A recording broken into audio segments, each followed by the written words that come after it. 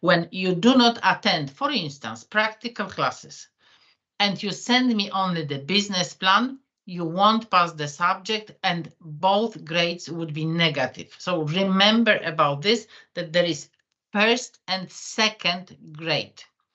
So this is first grade from your work in class. We'll talk about it when we meet in class. This is the grading system, so you need to have 31 points minimum to pass the subject. This is something that will be available for you, so you will be available to calculate the points from the assignments yourself and see which grade you got. This is the instruction for the assignments, but I would like to leave it as for now, as I was telling you that it would be better when we meet in class and then see what are my expectations concerning the assignments, and we'll have opportunity to practice it. Business plan. This is what is important as far as the second grade is concerned, and this is what you are expected to make to pass the material from the lectures and to get the second grade. So each student will prepare a business plan for the company he or she would like to start. So it is your business for which you prepare business plan. Maybe it's only also possible that you prepare the business plan if you make some innovation, if you develop your business. So that would be fine for this. So it's not only that you start from scratch from the very beginning, also when you start new business in the sense that you develop, you enter new market or something like this. And it's your own business that you would like to start in Poland or in your home country, up to you. How you can imagine, that's your imagination you should use here. So this is the practical aspect of what I'm going to talk about during my classes, during my lectures. The basic rules for the business plan would be something that in Poland, okay, if somebody would like to do something in your country, that would be also fine. As you see, new business or modification, change, you choose. And you see the size of this term paper you're supposed to prepare. So this is this presentation will be available for you, or is already available in the term paper folder. So we'll go to this in a moment. Business plan format, one of many. There are very many concepts how business plan should be prepared. What I'm presenting you at this moment, you do not have to follow all those tiny letters. We'll come back to this later on. I'm proposing you one of the concepts how the business plan should be prepared. I think there is a kind of basic universal stuff, and I would suggest to follow this standard of a business plan. I have just a moment. Where do I have it? I have it here. Oh, now you see Word document. Can you see? We can do it consulting. Yes. Okay, that's great. I know that plenty of business plans are available in the internet. I also use internet for other purposes than only teaching you via Teams. And once happened a year ago or something like this, that this business plan that was available somewhere in the net was prepared as an example, but by Small Business Administration from the States. This business plan I received from my students as their own work. I don't know what are the regulations in your home countries, but in Poland, plagiarism is forbidden. If I find that you copy business plan ready-made in the internet, I have to report to the dean. So please be aware of the fact that this business plan you're supposed to send me as a term paper should be done by you. It doesn't mean that you copy paste the technique apply here. So just warning you, maybe it's needless, maybe it's obvious for you that it have to be your independent work, but well, just in case.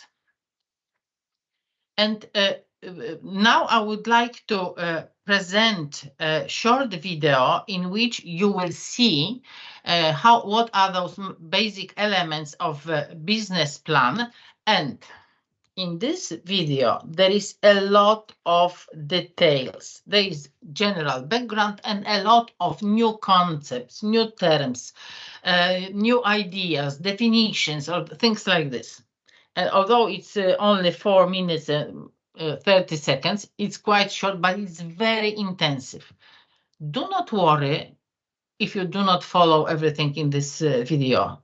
We are just starting our marketing education.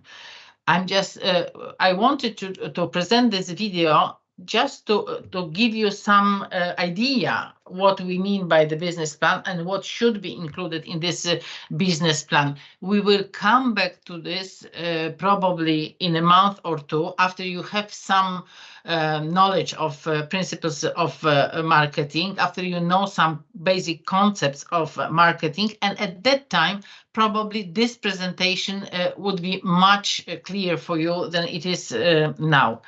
I'll try to start this presentation. I hope it will work. It's not so obvious. Again, the same problem, but I know how to solve this problem. Please tell me whether you can hear the presentation. Just a moment.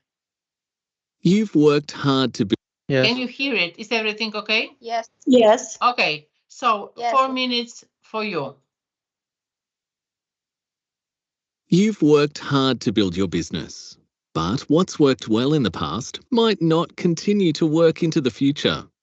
Competition might be muscling their way in, or technology could be disrupting the way your customers want to get similar products and services.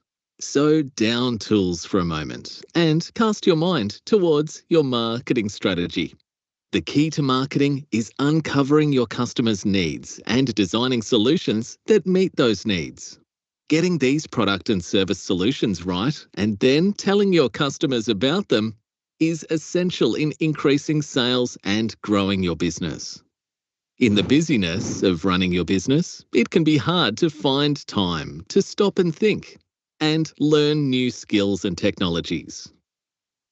But in an increasingly connected, hyper-informed world, customers have greater expectations and greater choice than ever before. So it's important to be customer-focused and to make your business and brand stand out from the crowd.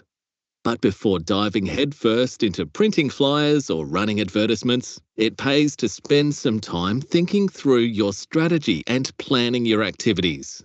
Not having a strategy or plan can mean you don't achieve what you'd hoped for and you risk burning time and money. A helpful framework for understanding marketing is known as the 7 Ps. It helps you to consider the elements that make up your marketing mix. The 7 Ps stand for product and services, what you create or deliver in order to meet the needs of your customers. Price, your pricing strategy and how customers pay for your product or service. Place, where your products or services are made, found, distributed, sold and supported. This could be a physical or digital presence. Promotion, how you communicate your products and services to your target audience to encourage them to buy from you. People, the individuals that work for your business, including yourself. Process, the activities involved in delivering your products or services. In other words, this is how you make it easy for your customers to do business with you. And physical evidence, which is how your business presents to the world. This includes physical spaces, the look and feel of the brand, your ratings and reviews, and even how your employees show up. There's a more comprehensive guide on marketing basics and the 7 Ps on the Business Queensland website, along with a step-by-step guide to marketing your business. Here's a breakdown of the 6 steps to developing a marketing strategy. 1. Know your current situation. This involves understanding your market and knowing your business's strengths and weaknesses. 2. Set marketing objectives. These are clear, realistic, and measurable targets you'll be working towards. 3. Define your target segments. In other words, who are your customers and do you understand their current and future needs? 4. Make sure you look outward. Do a competitive analysis to understand your competitors and how you can gain a sustainable competitive advantage. 5. Define your brand positioning. This is about your business purpose, what you want to be famous for, and the place you hold in customers' hearts and minds. And lastly, 6. Identify your priorities. Thinking through the first 5 steps should help you to understand how you should prioritize the marketing programs you should focus on. Again, a comprehensive tool set is available in the Marketing Strategy and Planning section of the Business Queensland website. Taking the time to plan a great marketing strategy is really important, so be realistic about how much time you can invest. If you're not confident you have the time or skills, consider using a qualified consultant, freelancer, or marketing agency. Check out our guide on using professional marketing services and take the interactive marketing health check, which should take 5 minutes to complete. Okay, was it clear for you what you saw or what you heard in this video, or was it too much? No, it was okay. It was great. Okay. I think. Moving your business online Sorry, can help I you have to close generate it. new income. Okay, sorry about this. Was it okay? Never mind. It was well explained and vigorous. Yes, this was so clean. Okay, so you will have this presentation available on Teams. You can use this link again if you like, but it's just the general idea, what we mean by business plan, why we do this, and what are the basic elements, what's the concept involved. So that's it, what I'm also expecting from you.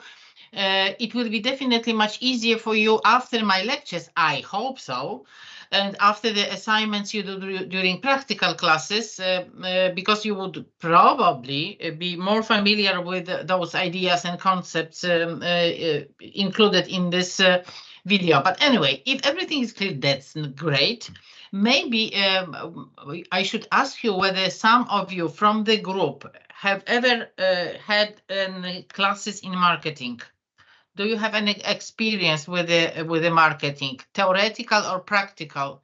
I'm just asking, and I would like to ask you, for those who ever had the marketing classes, to raise your hand, yellow hand up, please. Whoever had any classes in marketing. Miss Leila, Aziza, who else? I watched videos on Yes, YouTube Professor. about it. Sorry? I watched videos about this in Okay, YouTube. okay. That's So, also, yeah? yeah, definitely. Okay, I have 7 hands up, 8 hands up, so 9. So 10. Everybody is familiar with marketing, so you know everything. Maybe this lecture is useless. For goodness sake, sorry. No, it's definitely not that, Professor. Thank you, Miss Afsal. I know you very much, very well, and I remember you from my previous classes, marketing research. We know each other very well, I guess. Yes, we do. And So I'm really welcome. glad that I have marketing with you again this semester as well. It will be an amazing experience, I'm sure. You are so kind. Thank you very much. Okay, so let's come back to the presentation.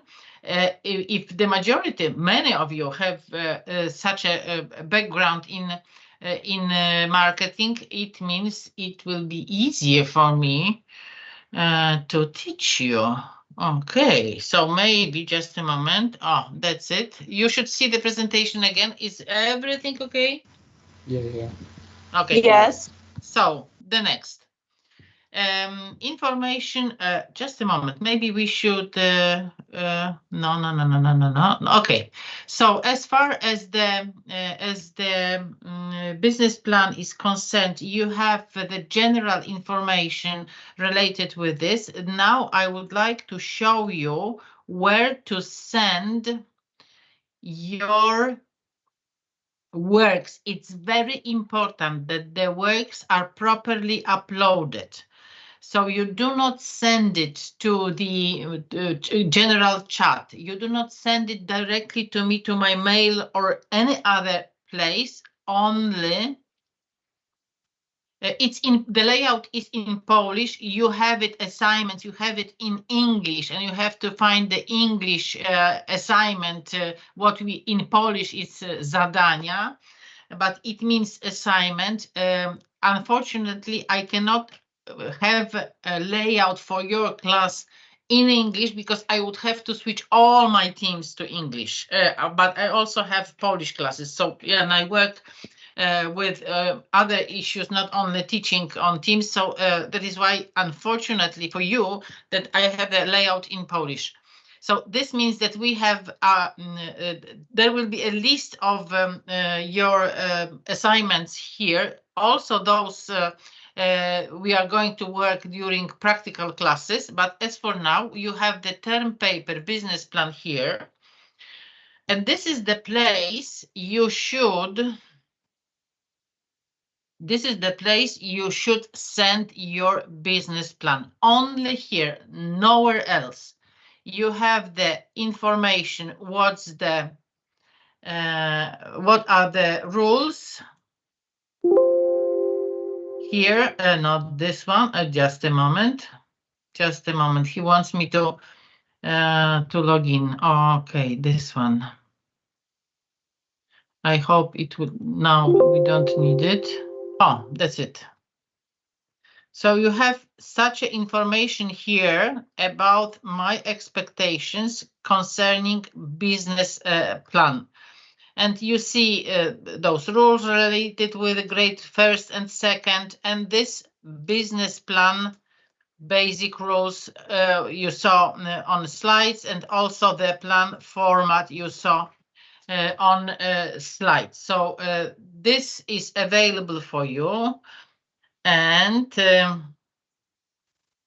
as you can see, there is deadline available for you. So this is in the middle of exam session, and there are points you can get out of this. I put 50, although in Poland we have, you probably know it, we have grade 2 unsatisfactory, 3, 4, 5 satisfactory, and it's positive grade 3, 4, 5.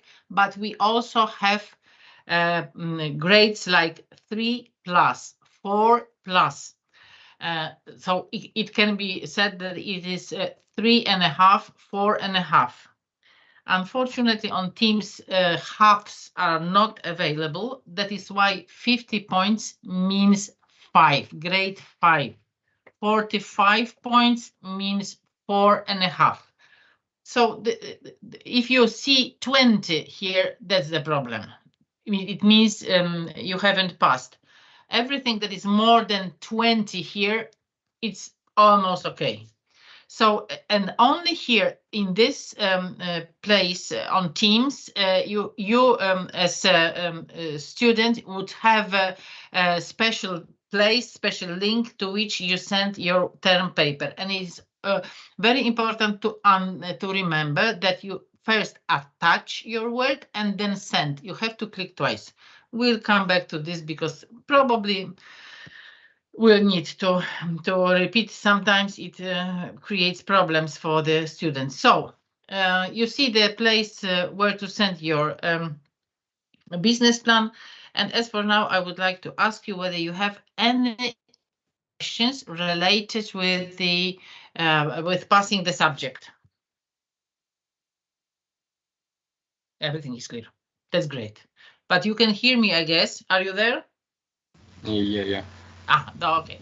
So now let's talk about the topics we are going to discuss during this class. I'm sorry. Yes. I'm sorry. Can I ask some question? Yes, please. What is deadline for sending our business plans? You will when you open your this term paper folder, you will see the date. Okay. So okay. this is the deadline. Okay. Any more questions? Yes, Professor, I have one question. Please. And can we use, like, I did my business plan like last semester, like, but I will not do the same thing, but can I get the idea, like same idea, and I will change.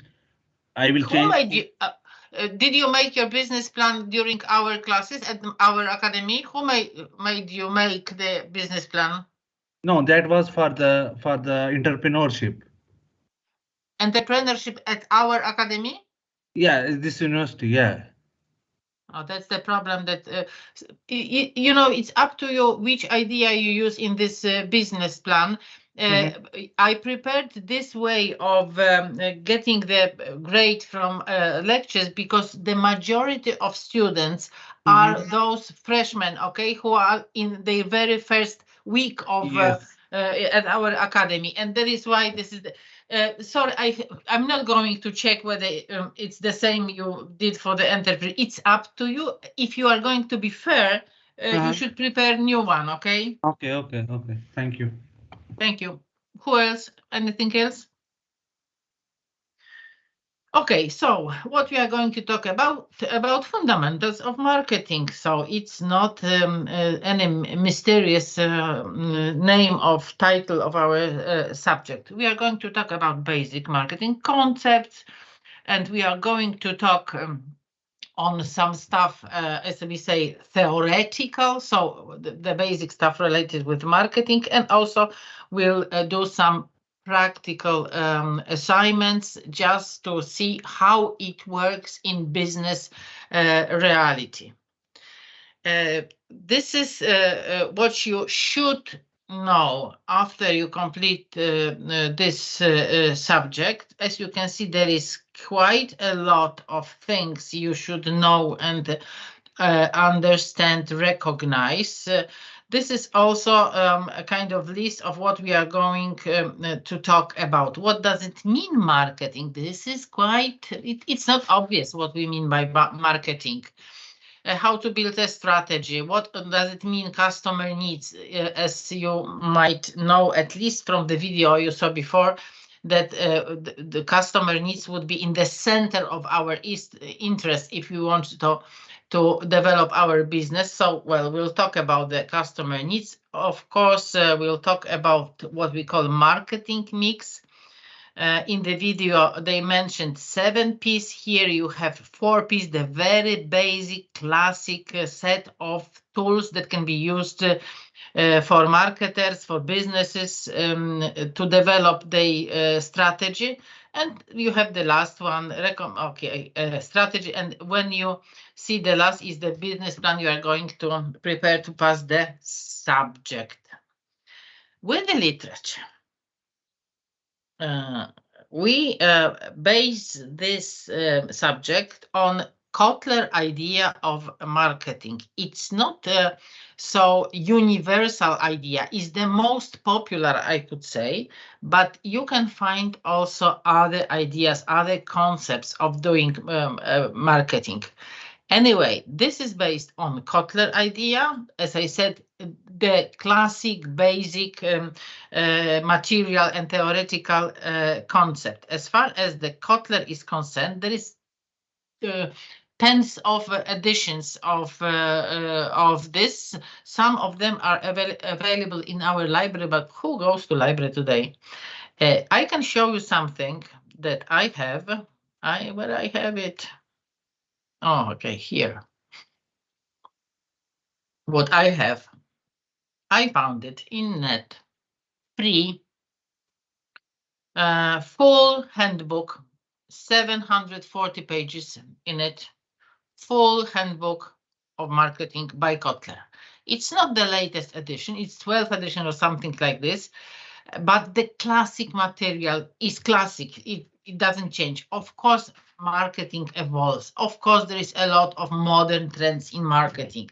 There is a lot of elements that may not be, not only in the handbooks, but there is a lot of that is being developed on everyday basis. So, but if you want to study basic marketing, that handbook would be far enough to study. And this is here you can find a lot of cases, examples. It's excellent handbook that unfortunately I cannot send it to the teams because of the property rights. I can do it for my individual purposes, but you have to search for this if you have it, you want to have it free. You have to search on it. You are this generation that works with the internet, different tools, so you will manage. It's just one of the options. Of course, this you can get this literature from other sources. Maybe my lectures would be enough for you and my classes, but if you need a handbook, this is the best source for knowledge. And as I was telling you a moment ago, the meaning of marketing is not so universal. It's not so clear. There are different concepts of marketing. That one proposed by Kotler is very often used in handbooks, but the popular wisdom about marketing is definitely different. And it is like this that let's say it shortly, in Kotler approach, this classic approach to marketing, we see marketing management everywhere in any business. It touches all the aspects of business activity, as it was mentioned also in this previous video. The common wisdom about marketing is the marketing department. There are guys who are thinking about adverts, about videos, how to present, how to communicate with the market, but it's a very narrow concept of marketing. We apply this wider concept of marketing management, in which we see the marketing everywhere, I could say. Again, the second video, it's not like this that I would present videos only during these lectures, but just for the very beginning, this one has only 2.5 minutes, and I think it's worth it to see what are those concepts. Sorry. What again, we'll see again the same problem. I love it, and I don't know how to make it. Once they, okay. Can you hear it? Yes. Yes. Okay, so let's Yes, watch it. 2.5 minutes.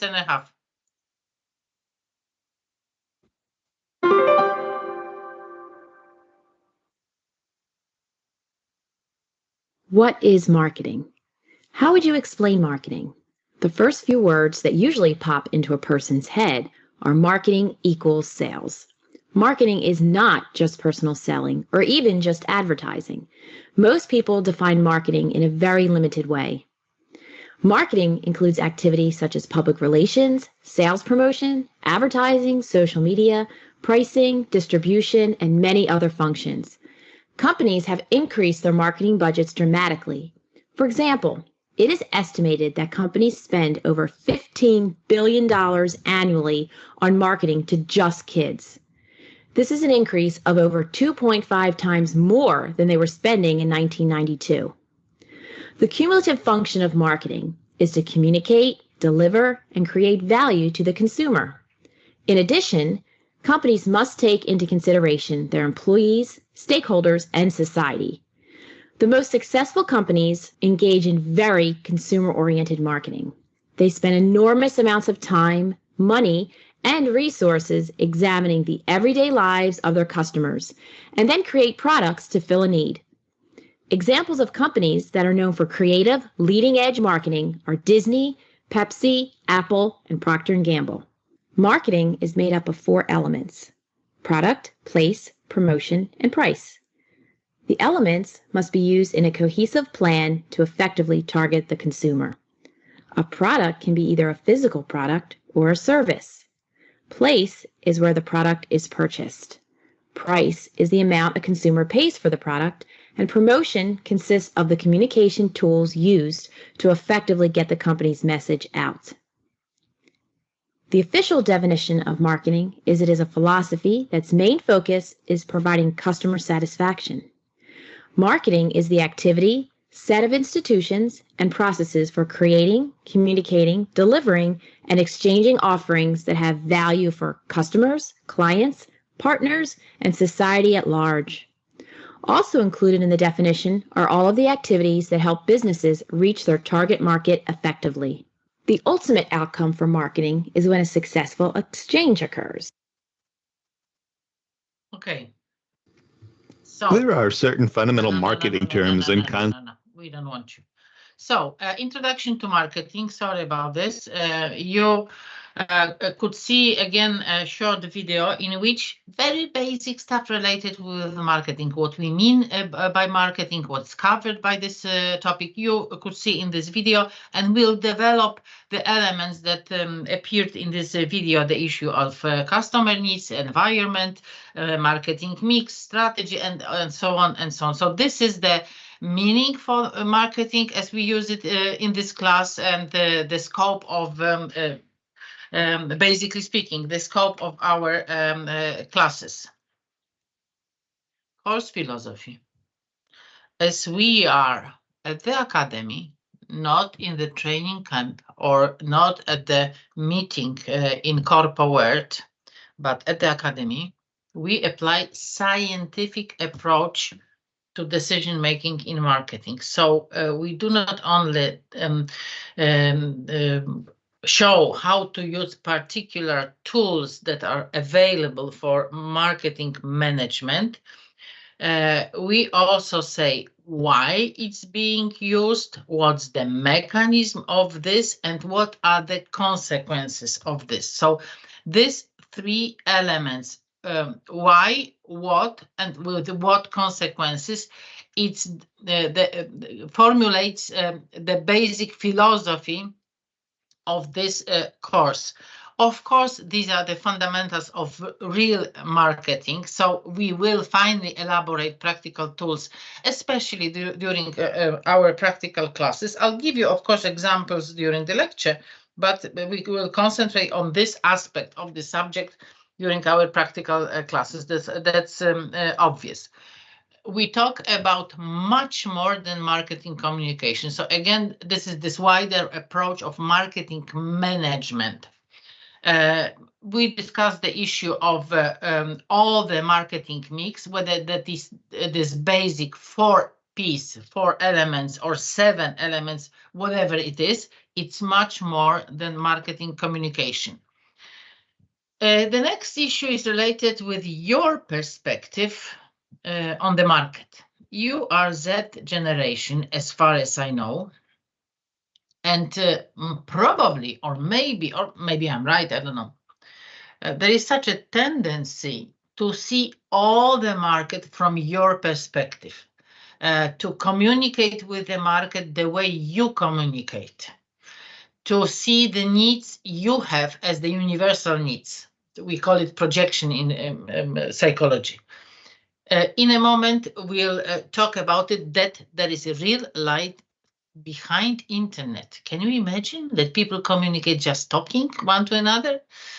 And we cannot limit our marketing activity to internet only. It's not the only way of knowing the needs of customers, even if we have cookies, big data, and all the stuff that is available today to gather information about customers. So it's not the only source of this.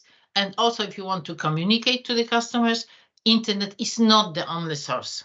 I know that people in your generation use the internet for everything, okay? But your grandparents, for instance, would operate in a different way. We'll come back to this in a moment. So as for now, it's not only internet tools we are going to talk about. Pandemic changed a lot. We cannot deny the impact of pandemic on marketing. Many processes has been identified thanks to pandemic. Digitalization, for instance. Rise of competition in social media and other internet tools, definitely. We also see the restructure of demand. We need less, for instance. So this is the challenge for the businesses, as people realize during pandemic. Many people realize that they do not need so much stuff, and that minimalist approach is maybe too much for current customer culture. But I think, I hope that you can also observe it on your own, that during pandemic we reduced our demand, and it was not so painful, maybe a little bit, okay? But it appeared that we can get rid of some stuff and we still get alive. So this is the challenge for the businesses, to come back to this high growth of demand, because this is what is the basic condition for business success. And related with the Z generation, and in any generation, marketing means that you sell what you do not need. This is the customer whom you want to love your products, not you. You do not have to like the products you sell. You do not have to use them. So this is the customer who is supposed to buy your product, and you should know the needs of your customers, and those needs are different than yours. It's not like this that you say, I have a need like this, and everybody should have a need like this. Nothing like this. We have to respect that. What we can say, people differ so beautifully. Everybody is different, although there are some general tendencies. Of course, we can formulate segments in a market or something like this, but we have to take into consideration the fact that the needs of your customers would be different than yours. So you have to, let's say, you have to have the empathy to understand, to see those needs that are probably different than yours. So we will talk about other generations and their demand that can be attractive as a market for your business. So we will talk about it, how to learn, how to get information from others, not only from the internet. But fundamental mistake made by a bad marketer: I would not buy it. We don't care. You do not have to buy it. It's not our business. You buy it. I mean, the marketer. These are the customers. We want them to buy our goods and services. Okay, so don't tell me if we discuss any issues related with some products, whether there can be the base of business success, that you would not buy it. Okay, fine, but it doesn't matter that there is a lot of others who would buy it. What you can see is that. Here, the owners of Walmart, the net of superstores in America, the owner of Zara, these are very rich people. Do they buy their own products? No, definitely. The owner of Walmart he's not doing his shopping in his own store. Of course, he can appear there just for adverts, but definitely it's not the main source of his food and other stuff. Again, the owner of Zara and his family probably do not wear Zara stuff. So this is something that you can see. Successful people rarely buy products that make them rich. This is the way the marketing operates, that you sell what you do not need and what you do not like. Do you know this guy? Lewandowski. Yes. That's Of course. right. Of course, Lewandowski. Do you think Lewandowski is doing his shopping in Lidl? I see. Definitely no. I don't think so. Do you think he's drinking Oshi while practicing? Definitely not. And not using Huawei, for goodness sake. Sorry, maybe for advertising purposes, okay, for promotion. He's supposed to use it just to show to the others, but it's not the first choice of this device for him, definitely. So this is also the knowledge we should have, that influencers, I think it's written here, rarely use products they promote. So this is the distinction we have to make between what we like personally, what we need, and what the others need. And better you understand this distinction and better you follow this rule, better marketer you can be. These are the generations, and you are here, Generation Z, okay? There are younger generation already, alphas. My generation would be here. You are Zs, but you can see that there are others still alive with the money, what we can see here. We'll come back to that later on. This is your generation, but here is money. So if you operate only for your generation, you're missing a lot. This is the share of Z generation in the States, just one of the graphs. Just you can see that Z generation would be, let's say, quarter of the population, quarter of the market approximately, but they are 3/4 of others who got the money. And maybe it's nice and funny to work with this group, but money may be here, okay? So that is why thinking about marketing, having this marketing approach to business development, we have to remember that the others might have more money, more budgets, and they can be much more attractive than your generation. And of course, the oldest would also use internet. We'll talk about this, maybe not so intensively and not for so many purposes. They are still active in social media or something like this, but we have to elaborate other tools to communicate with them, constructed in a different way, not short videos, for instance, not artificial intelligence, maybe different, more traditional ways of communication, because there is also, and there is probably much more money there. Next issue. There is nothing so useless as doing efficiently that which should not be done at all. Peter Drucker. Peter Drucker is maybe the second, maybe parallel to Kotler, guru of marketing. As Kotler was dealing mostly with marketing, Drucker was dealing rather with the organization, business organization, but still dealing with a lot of marketing issues because marketing is everywhere.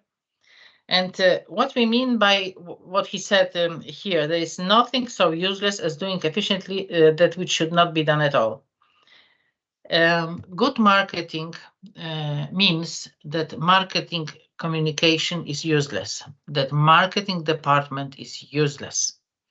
If you properly recognize the needs of your customers, if you have give good suggestions to the managers, if they prepare product that reflects the needs of your customers, if the price is properly set, if the distribution system suits to the expectations of your customers, you do not have to tell about this to your customers. You do not have to tell them that your product is the best ever.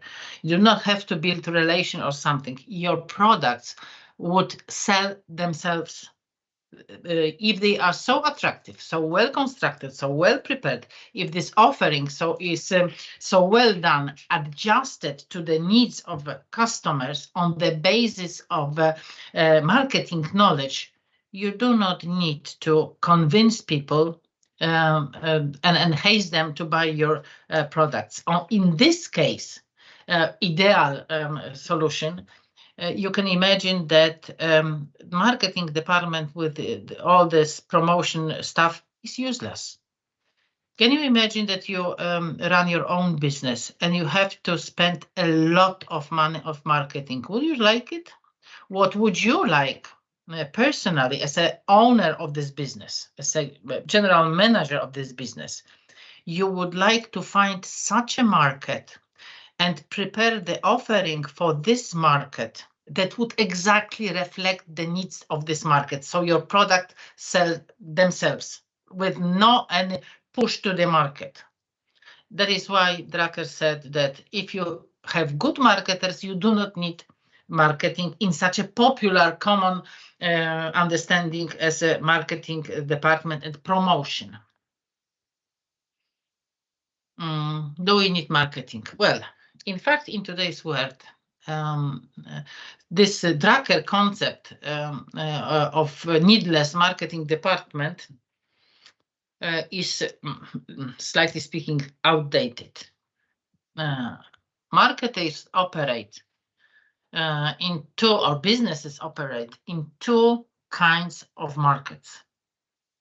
Markets on which needs really exist. And in this sense, this good marketing makes sales needless in the sense that this marketing department is needless, because if you got excellent ships or transportation organization services or whatever, it will be sold themselves without any problem. So this is, let's say, something that people need to transport some stuff. And so if it's the offering is okay, we can say, let's say that the marketing department is useless. Of course, we have competition today. Of course, we have to communicate in somehow, but the ideal solution is that it sells itself. On the right side of this slide, you have a kind of market where there are goods needless for the people. They do not need it, in fact. And there is an example of diet supplements, as you can see it, that I don't take it, okay, but some may take it instead of healthy food, okay? Some of us can believe that it's much easier, much better, more efficient just to take a pill, and you don't have to care about what you eat, about healthy lifestyle. You just take a pill and you're happy. The majority of those supplements are in fact useless, and they do not work. They are just like sweets, something like this. It's just something that we buy, we spend our money. The market for this is huge. And we take it, we feel happy that we take care of ourselves. But whether it works, all those multivitamins, different stuff, magnesium, potassium, you can find everything for supplements for everything. What does it mean, supplement, diet supplement? It means that its activity its efficiency was not scientifically proved. If it was proved, it would be not supplement, it would be a medicament, medicine, not supplement.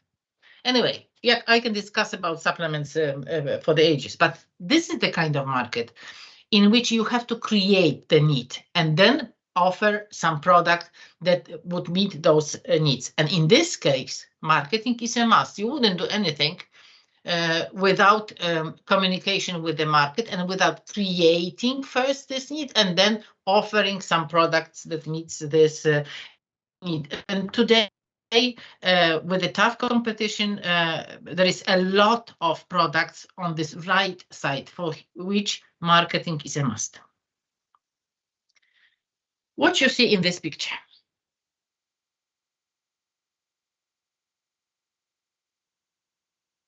Hello, are you there? Yes, Professor. Okay. It's like yeah, like a medusa like this, I think.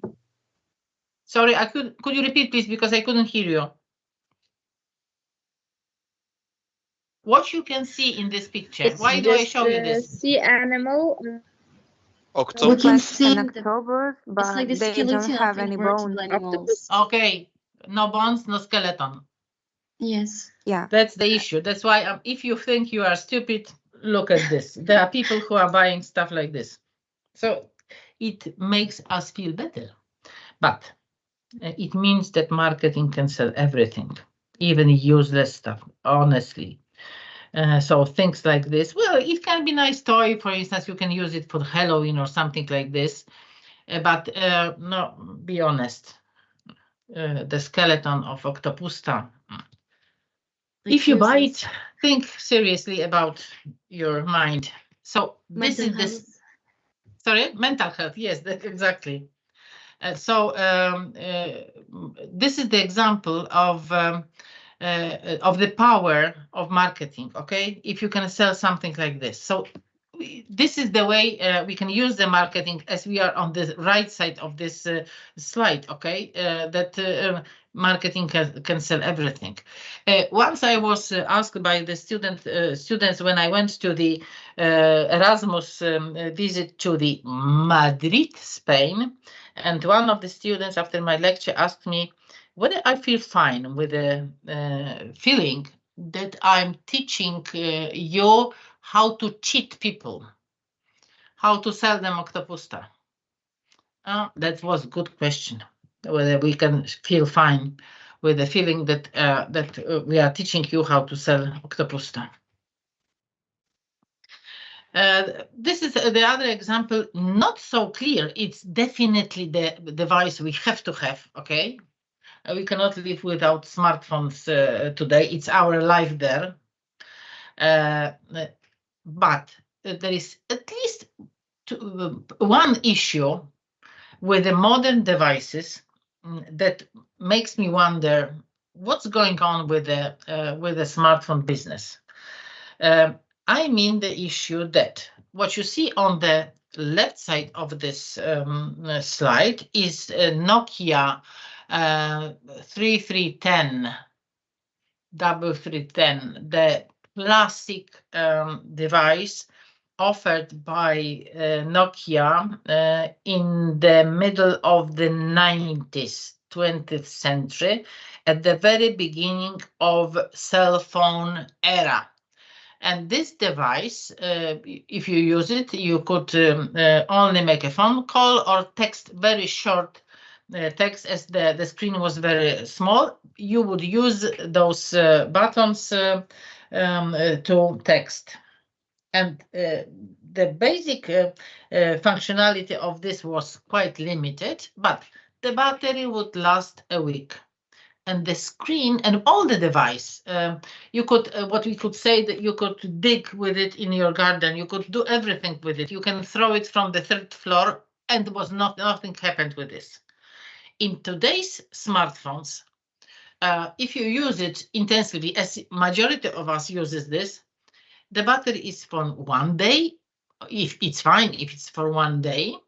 And the glass, the screen is so delicate that we have to use very many different additional things to protect this device. Okay, so we have those colorful, very funny plastic stuff to protect this, and we also have those additional glasses for the screen to protect the screen. And it's just the issue that wonders me, that in today's world, when they fly to the moon and they have so many high technology, they cannot invent the device that would have the battery that would last longer and that would have the screen that would not be so delicate as that one in those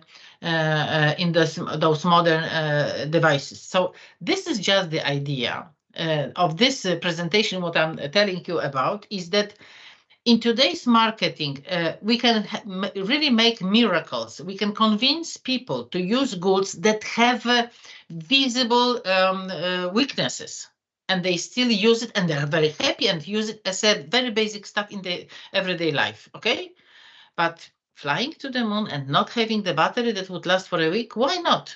So this is the idea of how good marketing works. Okay, the scope of our classes, as you can see, communication and digital marketing is somewhere else here within the longer list of topics we are going to discuss. And there is a lot of practical tools and techniques, a lot of approaches. When you can see, for instance, in this slide, you have 32 different kinds of marketing. These are virals or something like this. These are rather schools than particular techniques. Or relation marketing, marketing of values, for instance. Digital marketing is a wide area, definitely. But there is something that would be more narrow, influencer marketing, for instance, or voice marketing. So there's a lot of, and probably this list is not full, and there is somebody at that moment while we have our lecture, somebody probably invented just new technique and new idea for the marketing. It's so fast developing area that it's very difficult to catch up with this, and there is a lot of techniques that are mysterious, and marketers would not tell us about it because that's their weapon. Okay, so there is a lot of this, but you will have during your classes at this university new media, digital marketing, or this kind of topic. So in further classes, this marketing, your knowledge will be developed. And some of those particular kinds of marketing up to date will be discussed in details. We are dealing with the principles of marketing, so very basic stuff related with marketing. Although some of you already have some basic knowledge on marketing, we have to start from the very beginning. And that was what I wanted to tell you about our topic, what we are going to talk about, and the ideas of how to pass the subject and so on. And the last issue that I have here is not related with this particular subject. It's intermediate linkage we can find, but this is my kind request to answer the questions in this questionnaire. This is the research we do, me personally, with my PhD student, and we need information from you. And this is the my kind request for you to answer those questions. If you answer here, it will open next questions. So this is the questionnaire that is anonymous. I can show you the questions we already have. And you can see the answers are anonymous. We don't know who answered those questions. When you answer what you write in English, it's fine. When you choose English options that are available for particular questions, I see it in Polish, but it's fine because the questionnaire is convertible, and you can see when you open it, it would be in Polish, but you can easily switch it into English to understand. So my kind request for you to answer those questions to help us learn more about what we call today social marketing. So marketing in which the organization uses its social responsibility as a marketing tool. So we do support local societies or something like this. We do something for the ecology, and we then tell about it to the, for instance, candidates for students, and to convince them to study at our academy. And we would like to know whether it works. This research is done not only at our academy, but in very many other academies in Warsaw. And if you don't mind, I would leave you now with this questionnaire. I want you to do it now, because when I leave the link with you, the responsibility would be 20%. If you do it during the lecture, the responsibility is usually much higher. So if you don't mind, I would copy this this link to you on our chat. And if you could answer those questions for me, that would be really great. Do you mind if we do this? Sure, ma'am. I have one question. Yes, please. Is this same social, the corporate social responsibility? Because I studied in my workplace. This is related. This is about how companies can use their social responsibility for marketing purposes. You know that many companies are socially responsible just because it's popular. Okay. So that's the way they operate, doing this directly for marketing purposes.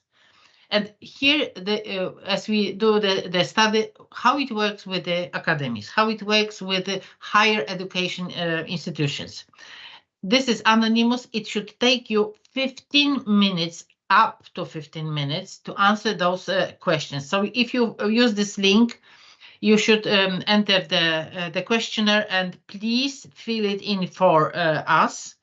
I would leave you for 15 minutes to take care about this questionnaire, and it will end up at 1 o'clock. It means that it will end the first part of our today's meeting. Then we have 15 minutes break. So it means that for the next class, we meet 1:15. It takes altogether 15 minutes for the questionnaire and 15 minutes for the break for all of us. So I would turn off the microphone, not to disturb you, but I'm still available here in case you need something.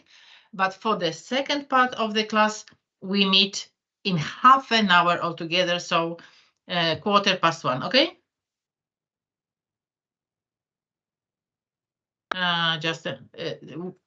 The topic would be the introductory issues. This is the presentation.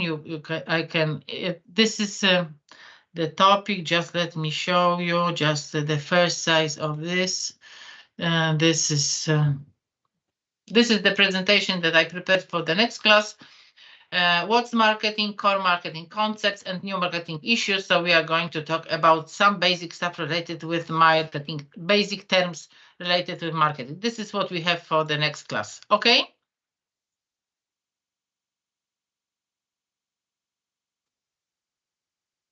Yeah.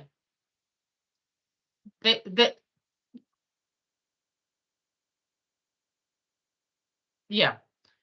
You will have them in the file section on general channel, but this is good question. Just let me explain one thing. Okay, you see it. Okay, that's fine. Now you see the general channel, in Polish, and there is a file section here, and you will have the just working, rolling. In this section, you will find, now the folder is empty. You will find my files. This is available for you, but please remember that some of them can be editable. Do not change it, just for good of other students who would like also use them. So do not modify materials that I put here, okay? That's it from me as for now, and I see you the last one. Thank you very much. See you. Thank you. See you. See you.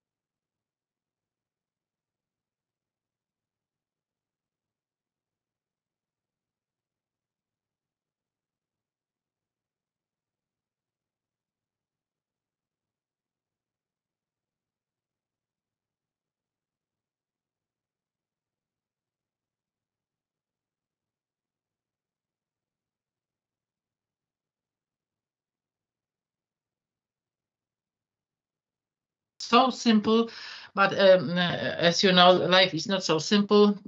So we will have to work a little bit, at least, on some more details, how to construct, how to use this marketing concept, how to construct marketing strategy, how to apply it, and what are the possible results out of this. I never ask my students to use, to speak with the definitions. It's not the point here just to repeat some sentences, but just to understand the concept of marketing. What does it mean? Producing and distributing right goods to right people, right place, right time, right price with the right communication.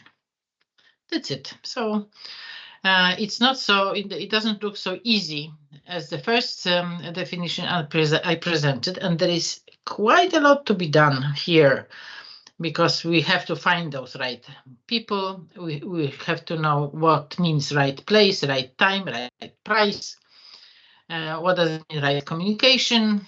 So it seems that there is a lot to be done to proceed with those marketing duties. Again, as we can see, there is plenty of approaches here and plenty of definitions. I just selected some of them that I hope are quite simple and nicely reflect what we mean by marketing. Management process responsible for identifying, anticipating, satisfying customer requirements profitably. I put it purposely with those dots just to see that there are so many duties here. I would even say so many stages here. So we identify the market, we anticipate what's going on in the market, we are going to satisfy our customers to meet their requirements and to get money out of this. And that's it. So idea, planning, strategy, success, easy, and we are rich. So there are quite important elements here. Identifying, for instance, would be related with the marketing research. And it's not reduced only to asking people or even collecting cookies. It's much more. The better you identify customer requirements, better chance for business success. That's clear. We start from identifying customers' needs. Of course, we are working on marketing is a process. It takes time. So in fact, what we should do is to adjust our activity, not only the production, not only the product, but all our activity to the requirements of our customers. But what we should remember is that we should adjust it to the future requirements of our customers. When we act today, we produce for today's customers, but on the basis of decisions made in the past. And today's decisions will produce goods and services in the future. It can be tomorrow, but it can be in a year if you make an investment. So we have to anticipate. That's the art of good marketer. Next element, satisfying customer requirements. It's written here, satisfying, related with the satisfaction of customers. We could say here to meet their needs, for instance, to meet their requirements, but we say to satisfy customer requirements, and it really makes a difference. We'll talk about the latest schools in marketing in which we are not working just on this to sell a product, to just target it properly and sell the product. We want our customer to be happy, to be satisfied with what he bought and what he uses. So this is something that creates loyalty, so the customers comes back to us, talks nicely about us to her colleagues or something like this, develops virals or something like this. So we want to make him happy.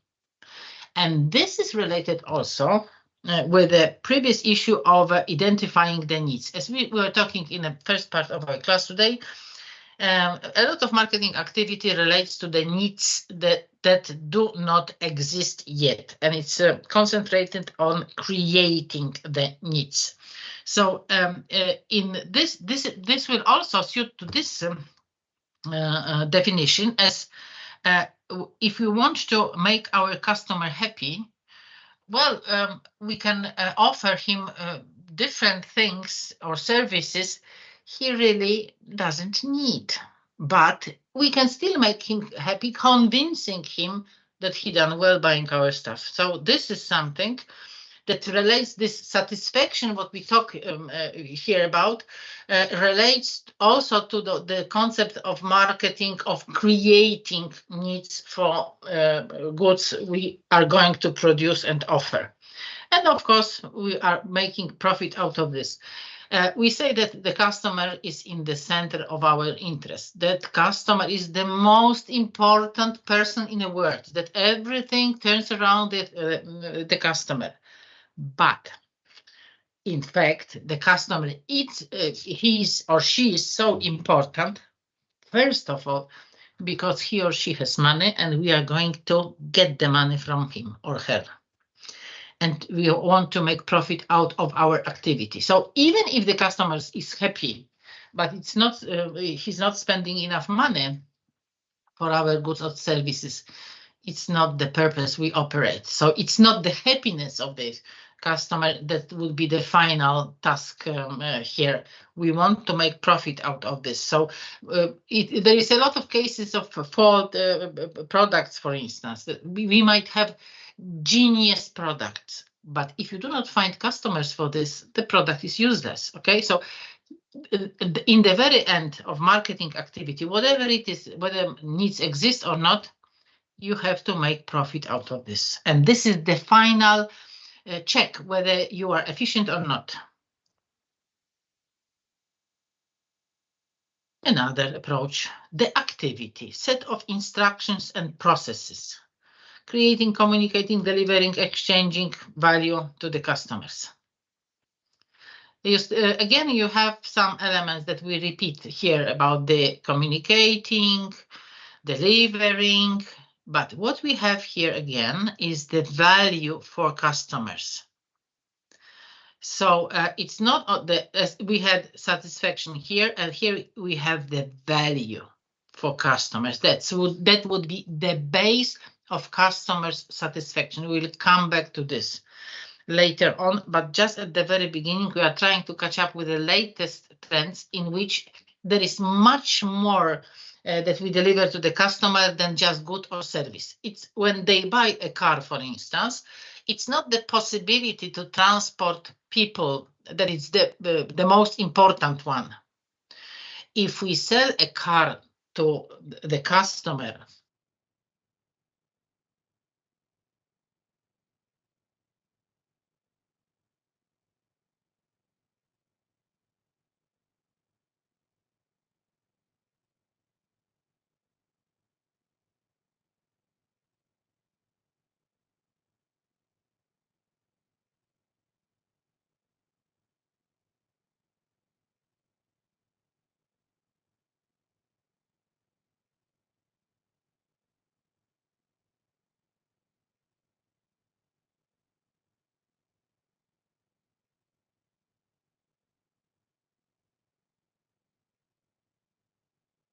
I'm sorry, your microphone is off. Yes, seems that. Yeah, since that we cannot hear you. now you should hear me. Yes, now. Yes. Yes. I don't know where you when you stopped hearing me, because you were telling about how to sell cars to the customer. okay, so it's not so late. You can see my screen. I do not touch anything. That's the Teams. I don't know. That's little devil.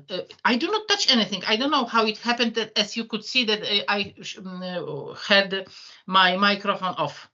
But thank you for the support. That's the reason why I'm just asking you to help me, and thank you very much that you support me. The cooperation. The cooperation is a must, as you see. I will talk to my computer later on. So, as you can see, when you want to sell a car, you do not sell on, sorry if I repeat something, but I don't know exactly which point I stopped. So, if you want to sell a car, you do not sell the basic functionality of this car only. The basic functionality would be the possibility to transport people. If you sell a car, you sell much more than this, because you sell some extra value, the good engine, some details of this car, the color of this car, and also what I said, that if your neighbor, jealous neighbor, would see you in a new beautiful car, this also can be for us a source of satisfaction. This is also a value for us. So for the marketers, when they sell us cars, for instance, they rarely tell us that we just offer you the possibility to move from point A to point B. They would say that you will be happy because you can travel, you are free, you can carry your whole family luggage or whatever. So they will present much more in this communication than this basic functionality. So the fact that we base our success of the business not only on meeting needs, but also on creating this extra value, on building satisfaction with the customers, it gives us a lot of space for communication. We can create that value almost from nothing. That's our inspiration is different. That's the art of marketing, okay? That we add some value added to the basic products. And it can be even funny, because you take a pen or something and they tell you in the adverts that this pen will make you happy because of something, okay? And the fact that we have, as marketers, that we have this room for building value, it's very nice for us, but it's also the challenge for us, because the competitors can also create different ideas related with building extra value on products or services. So this is the approach, as I said, in today's marketing, in which we do not only meet the needs of but we build much more on this. We'll come back to this later on. We can see that in this approach, marketing is both art and science. So it's something that we can teach you certain techniques. We can explain why it works, how it works, but there is a lot much more. As in any activity, you need to have some talent. You need to have some luck. It's not only the knowledge you have. And in marketing, there is a lot of this art element included, and I cannot teach you this. It's your talent that can be involved here. There are people who would not know much but have this art element very intensive, and they will succeed. And there can be situation in which you know a lot about this, but you do not have this something, this entrepreneurial instinct or something like this, and it won't work. So we have to combine art and science.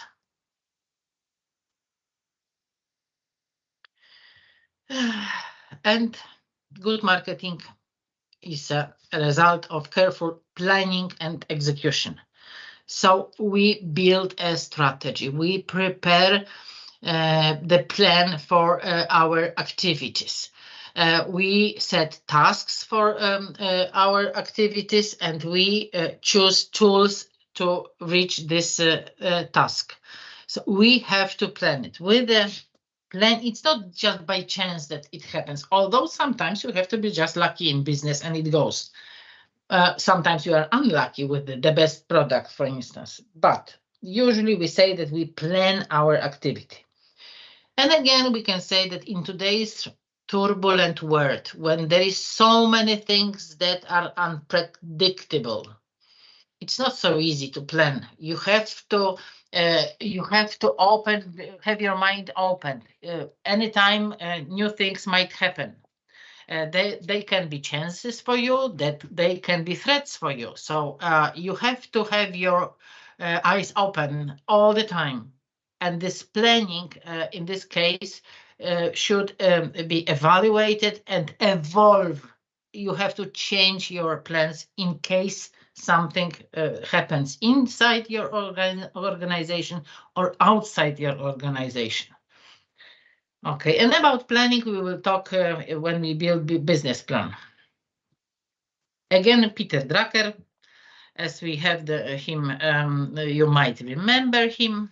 So the aim of marketing is to know and understand the customer so well that product or service fits him and sells itself. This is the idea, the same in other words, but the same idea you might remember from previous presentation, in which he said that if you have good marketing, you do not need marketing department, something like this. Okay, so this is this deep approach based on deep understanding of marketing philosophy, marketing orientation. You have some description of this sentence, but we were talking about this previously in the first part of our class, so I think it's enough as for now. So this is in the short marketing management, so certain business philosophy in which you find, attract, keep, and grow customers. Okay, so this is in another words the same. So you select customers, the group of customers, you attract them, keep them to get profit out of this. So that's the graph presentation of marketing. That's it. What we need to know when we start our business operations, we'll have to identify the market we're going to operate on and what we are going to offer on this market. Two very basic issues when we start to think about our strategy, about developing our business. So this is again that we have to know needs and wants of target markets to deliver them what they expect. Okay, so again and again, the same concept as a base of this reasoning. Why marketing is important? Well, because you can sell octopusta, a skeleton of octopusta, as a result of marketing activity. In today's world, I think it's clear that you cannot develop your business without marketing. Whether you understand it as a marketing department, this sales issues, or you understand it as a complex activity, complex management of your business, still you cannot get success today without this kind of approach or this kind of activity. Or it's very difficult to today to find a market with no competition. We'll go to this issue in a moment. With no competition, where is the demand? We call it latent demand.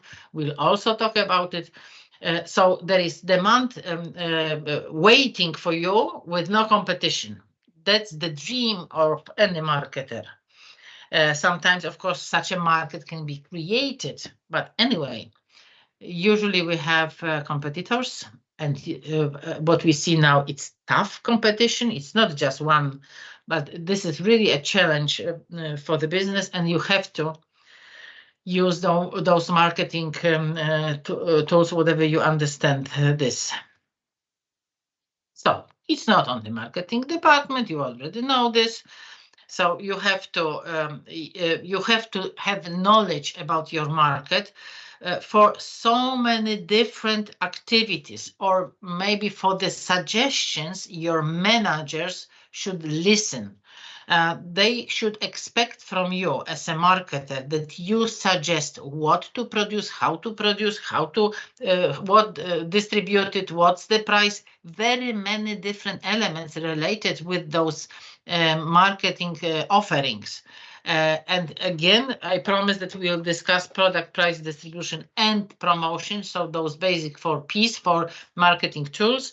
So this is the role of marketer, to suggest the managers that deal with production organization, that manage the company, about very many details related with the offerings that should be prepared. So in every marketing, in every organization department, the marketing should be active. Okay, even in, I don't know, human resources, the marketer who can suggest what kind of stuff you need to, for instance, catch up the latest trends or something like this. Okay, what specialty you need and what practical competences from the staff you should have. So in any department, even the layout of the infrastructure you use, everything depends on the final customer, his or her needs, and what marketers, on the basis of the knowledge of the market, can suggest you. So to create strong marketing organization, marketers must think like executives in other departments. Executives in other departments must think like marketers. Marketing is everywhere. There are some, let's leave it. It's too much for the beginning. Let's leave it what we have. That's what we need now. Company orientation towards marketplace. We are talking about business orientation, that we call it marketing or marketing management. But this is not the only approach to the market issue, to the business activity.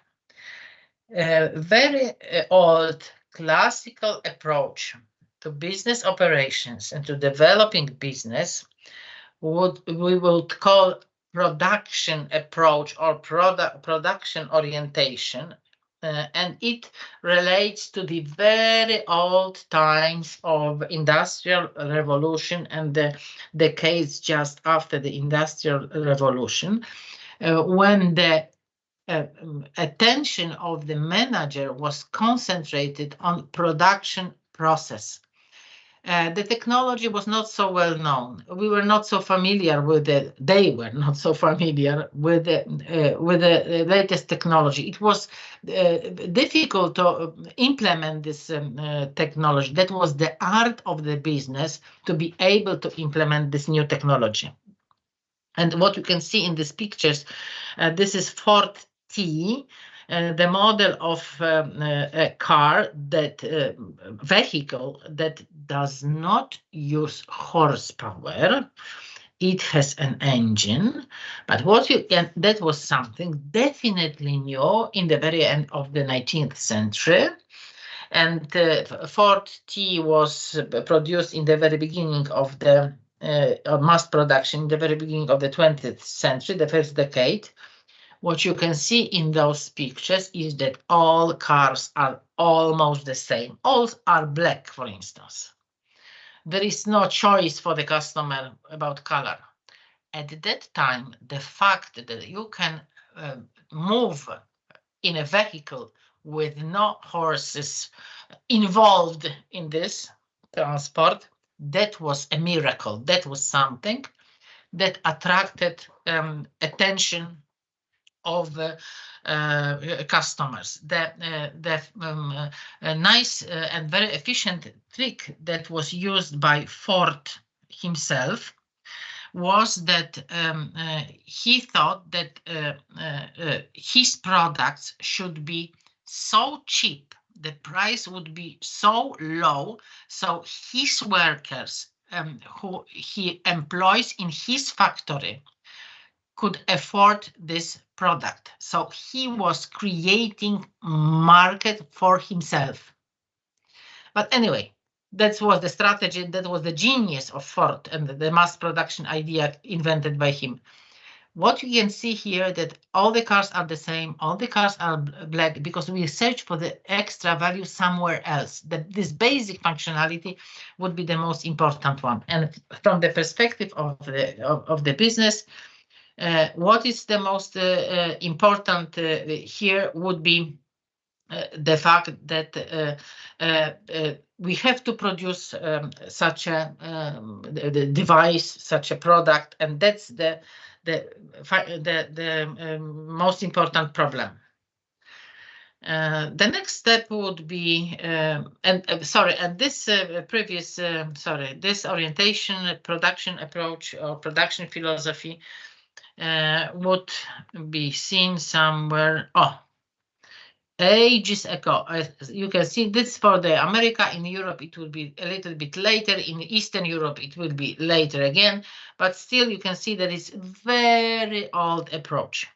Today, we can see such a orientation also in businesses. You can hear that people, for instance, say that they have excellent product, but nobody can wants to buy it. So they can manage to produce it on a reasonable cost. The product has function also, but they cannot sell it. And this is the issue that we can say that today this production approach is outdated. Product approach, the next step, it relates to the concentration on a product itself. It's not the main problem now to deal with the technology itself, but the problem is to get quality of and other features of this product we offer. So it's not the main problem to produce car itself. We want to compete with the quality of this car, for instance. And again, we can see that this somewhere here you will see in a product or the end of a product area, also the time of the Great Depression of the 30s of the 20th century, still ages ago. The dinosaurs were walking along the streets or something like this, ages ago. After the world crisis or global crisis of the 30s of the 20th century, the business learned that it can be quite respectively easy to produce something. You can even have nice quality of this, but you may have your magazines full of your products, and you might have problems with selling your products.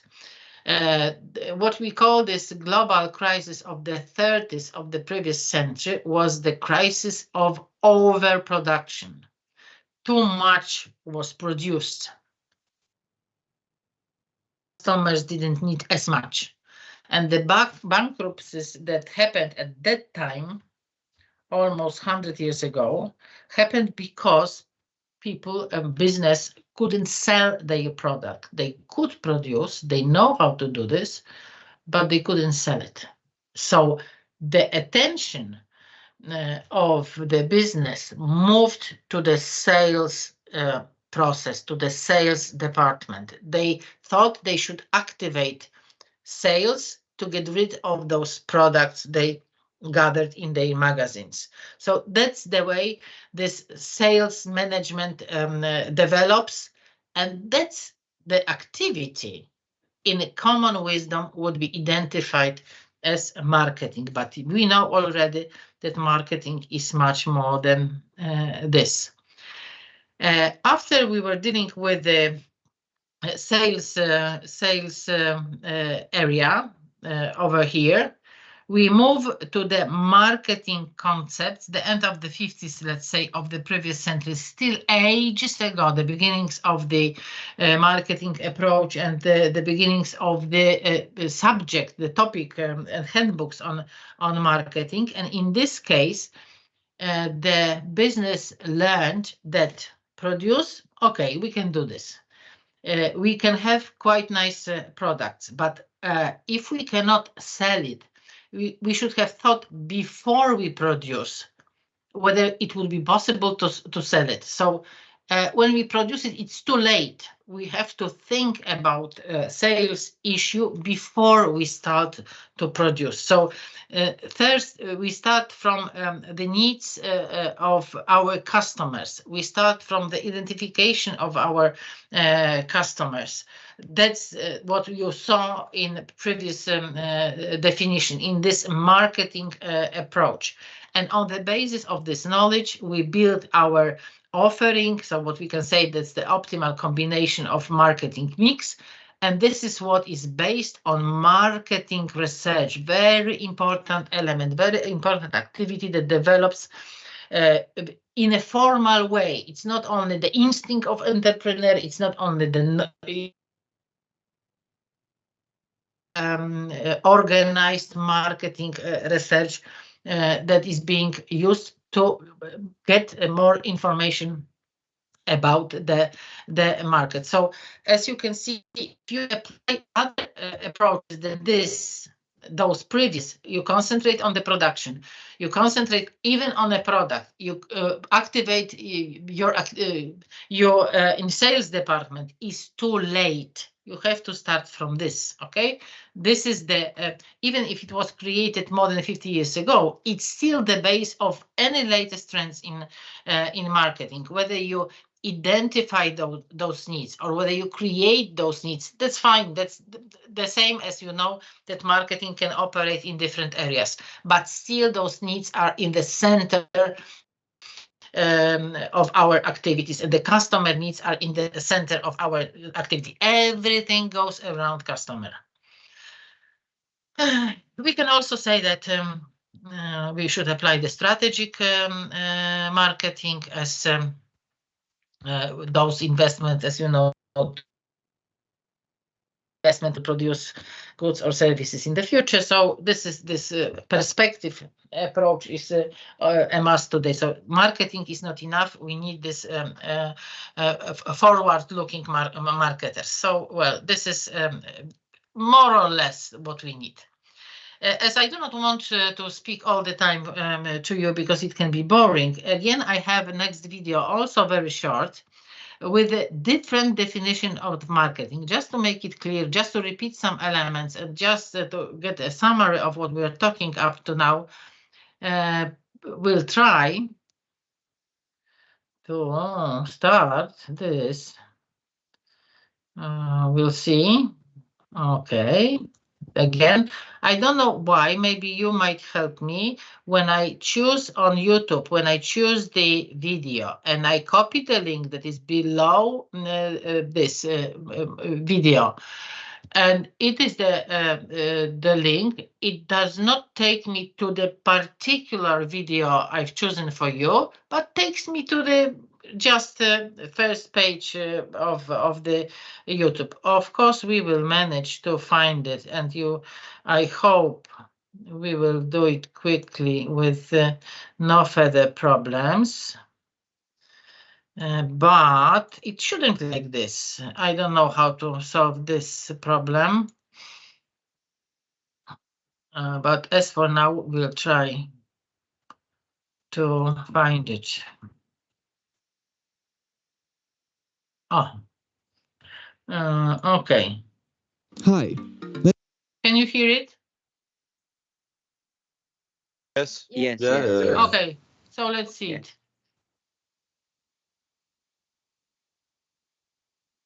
Rolling. Of the marketing knowledge with Questus. Today, we will introduce you to the definitions of marketing by various authors. We will also highlight the most important aspects that will help you understand the science of marketing. In this video, you will find the answers to the following questions. What are the most common mistakes in categorizing marketing? What definitions of marketing have been proposed by Philip Kotler, the Chartered Institute of Marketing, and David Jobber? What elements or roles of marketing are included in each of the discussed definitions?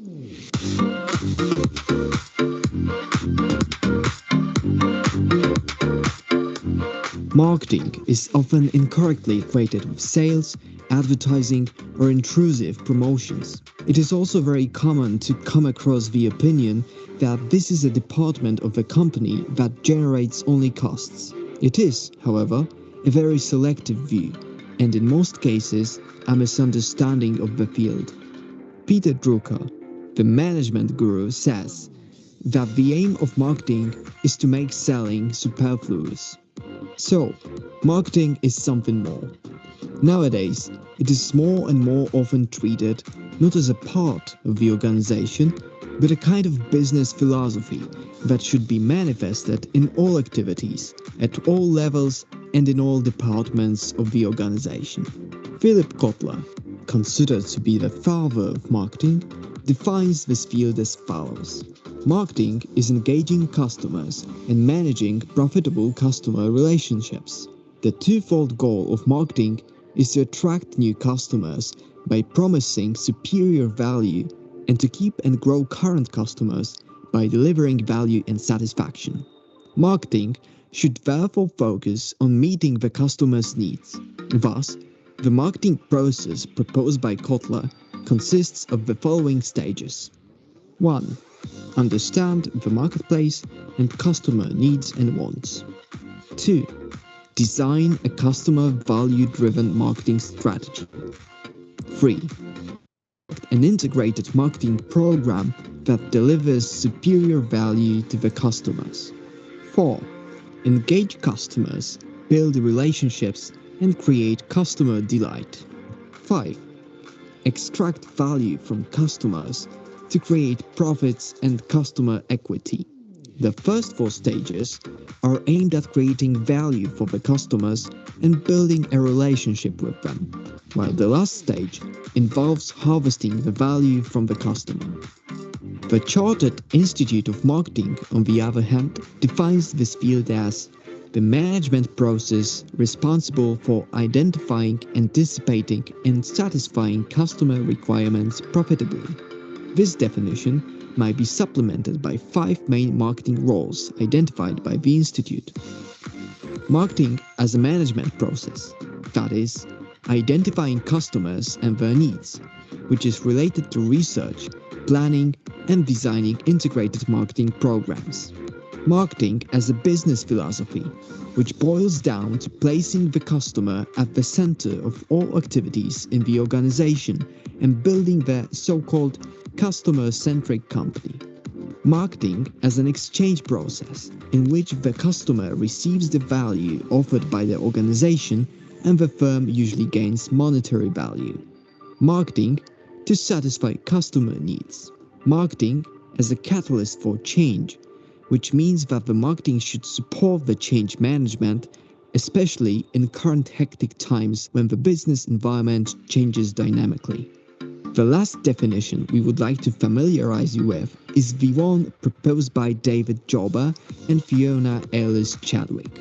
According to the authors, the concept of marketing is focused on achieving corporate goals through meeting and exceeding customers' needs and expectations better than the competition. There are three factors here. Consumer orientation, which means that corporate activities should be focused on achieving customer satisfaction. Integrated effort, meaning understanding that each of the company's employees is responsible for customer satisfaction. Goal achievement, which boils down to the belief that corporate goals can be achieved through customer satisfaction. All in all, we've learned from this video that marketing is primarily a customer orientation, and meeting the customer's needs should bring profit to the organization. It is also crucial that all employees of the organization understand the importance of customer in the business functioning and in achieving goals. Marketing is therefore also a management process, business philosophy, and a catalyst for change. That is all for today's video. We hope you enjoyed it. Please do not forget to leave the thumbs up and subscribe to our channel for more marketing knowledge.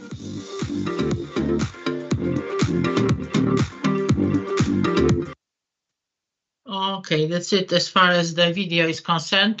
Can you hear me?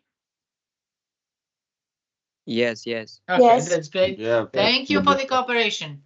Well, nothing to be added here. That was the summary of what we were talking about before. You saw it also in a shorter version in this first video. So as for now, it's enough. There is quite a lot of important concepts involved here: the value, satisfaction, process, evaluation, extra needs, exceed the needs. We'll talk about it later on, and we'll develop quite a lot of different elements that appeared here. But as for now, enough.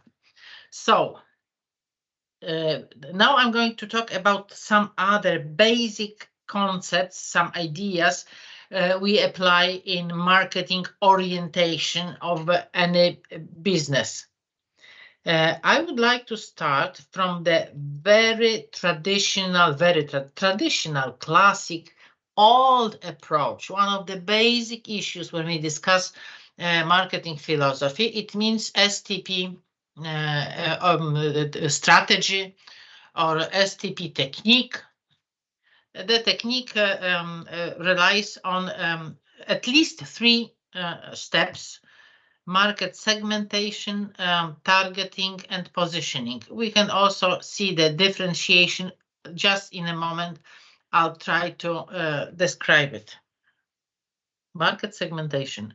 There is no product for everybody. Even if you get very simple products as basic stuff, as salt or water, you can have different versions of salt or water, differently distributed, packed, different options of the product itself, and different prices, of course. And they are being directed to different groups of customers. Not speaking about such markets as cloth stuff, car business, sweets and chocolates, for instance, a lot of. There are different kind of different expectations, different needs of particular customers, and there is no anything like homogeneous need, that there is one need for us, for instance, that we all, for instance, love sweets, so we will all eat as much as possible of this stuff. So nothing like this. One of these basic techniques we apply when we use this marketing approach is what we say the market segmentation. So we try to identify relatively homogeneous groups of customers. So from the very differentiated population, we distract the groups that are more or less homogeneous. They can be homogeneous. For instance, here you will have people in the same age, children, teenagers, and students, for instance, okay, academic students. You have 3 groups of customers. Still, you can identify differences in this group between the people. They have only one feature the same, and in other groups the same, but still you have the segments. And for instance, if you want to sell, I don't know, juices, drinks, or something like this, the other juices you would produce for small children, the other would be for teenagers, and the other would be for students, let's say, okay? So we try to identify such as segments to point our product to target this with a special offering directed to this group of customers. So we will offer different versions. So what we was telling about here, differentiation, that we will have different versions of the same products, for instance, but that would suit to the needs of people of different age. That's what we do when we create market segments. It can be based on geographic categories, demographic, psychographic. There are very many different criteria we can apply here. And this would be useful for us as different segments desire different benefits from products. They might have different expectations, different needs.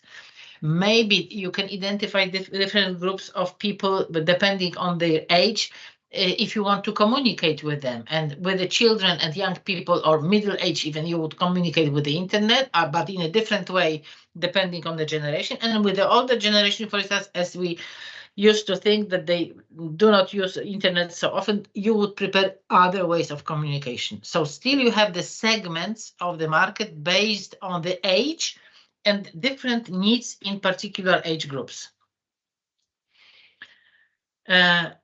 So why is this, why we talk about segmentation of a market?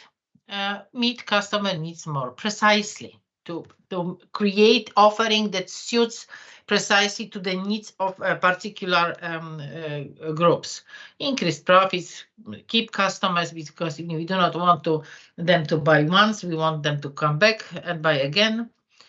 And this market segmentation may give us groups of customers. As you can see it here in a previous slide, that we have groups of customers, but you can have thousands of customers in one segment. But what we do today, knowing the latest technologies, big data, algorithm, and so on, that we identify particular needs of particular persons. So we can say that we have a million of segments, and with one or small number of members in each segment. Whenever you build big segments, as for instance, Polish market and German market, based on nationality and national borders, whether you have the option, modern option, with personalized offering for individuals whom you can reach through the internet thanks to cookies and profiles you build on this, you still have to divide your population into segments. You cannot operate on all segments for all market for everybody in the same way. The more precise you are with the segmentation, the better chance to increase profits on this. And what we do after building the segments in the market, the parts of the market, after dividing market or customers to particular group on the basis of particular criteria, and then we would like to choose for which segment we are going to operate, in which segment we will find our customers. So we would have to evaluate the size, the potential growth potential of this segment, the attractiveness of this segment in the sense of, for instance, competition that operates in this segments, and it can also be related with the company objectives and company resources itself. So it rarely happens that even if we have the market divided into segments, we operate in all segments. Maybe we differentiate our strategy, but still operating globally in all segments. You can say that Coca-Cola and McDonald's would be something like this. Of course, these are global multinationals that would cover all the global market, but it's not. It's rather rarely that you find such companies. Usually, what we do is to select segments for us, and we apply those criteria to pick up those groups of customers we are going to produce for. And this is our target, what we point at, the group of customers we're going to serve. It can be one segment, it can be 3 segments. It depends on very many things. Still, you pick up your target group. And this is the term you definitely know. And this is what is a must before we prepare our strategic plan, how to develop the business, for whom precisely we operate. So on the basis of the evaluation of market segments, we select target market segments. Okay, this is the example, iPhone and Samsung, for instance. We can say that there are different groups who would use those devices, and there would be different profile for iPhone and for Android-based smartphone. So this is just the example of one of the kind of product and different segments on which different companies with the products would operate. What we do when we have the target selected is the differentiation, because each segment would differ, would have their own specificity, and we have to adjust our product to this. It's like you operate with your car business in Europe and in Far East, for instance, and you modify your devices depending on the market for which the car should be devoted. And the cars in Europe would look slightly different than cars in Far East, the same model, just because of different expectations of particular segments we chosen for the operation. And the last stage in this technique would be positioning. It's where you put your business among your competitors. So when you choose your segment, when you have your target, there are probably other companies offering substitutes in this market. So good strategy concerning competition would be one of the important elements that your profits would depend on. When you have the situation like this, for instance, taste or health value. Well, let's say it's something, I don't know, sweets or hamburgers or whatever. And there are those 2 features of the product. It can be tasty or healthy, or the combination of 2, okay? We know that sweet and fat is the vehicle for taste. So less sugar you add and less fat you add to the food, it tastes, let's say, weaker or worse. But we know that sugar and fat are not healthy. When we reduce the input of those 2 ingredients, we take a risk not tasty stuff. And this is what happens sometimes. That's the problem of those who are offering healthy food quite often. And in this graph, you see the choice we make between taste and healthy food, okay? And you have strong brand, for instance, here, that would be probably McDonald's. That would be somewhere in between. I don't know whether in this place, but anyway. And you have other brands in this graph, but what we can choose would be this place probably, because as without this ring here, without us in this place, there is quite a lot of space far from big competitors. There is a chance to offer something exceptional that would be interesting for our customers. So that would be less healthy, but more tasty, more sugar and fat, let's say. But still, we are far from the competitors. That's the positioning, the position against other competitors in the market. You can have other criteria here, quality and price, for instance, different ways. So the different criteria we can apply here, but that's what we think, which place in a market we should take to be far from big competitors, maybe close to those who are weak, and we can just win with them. So this is just the strategy we built on this. Still, we find a place for us in the market. So that's the STP traditional technique.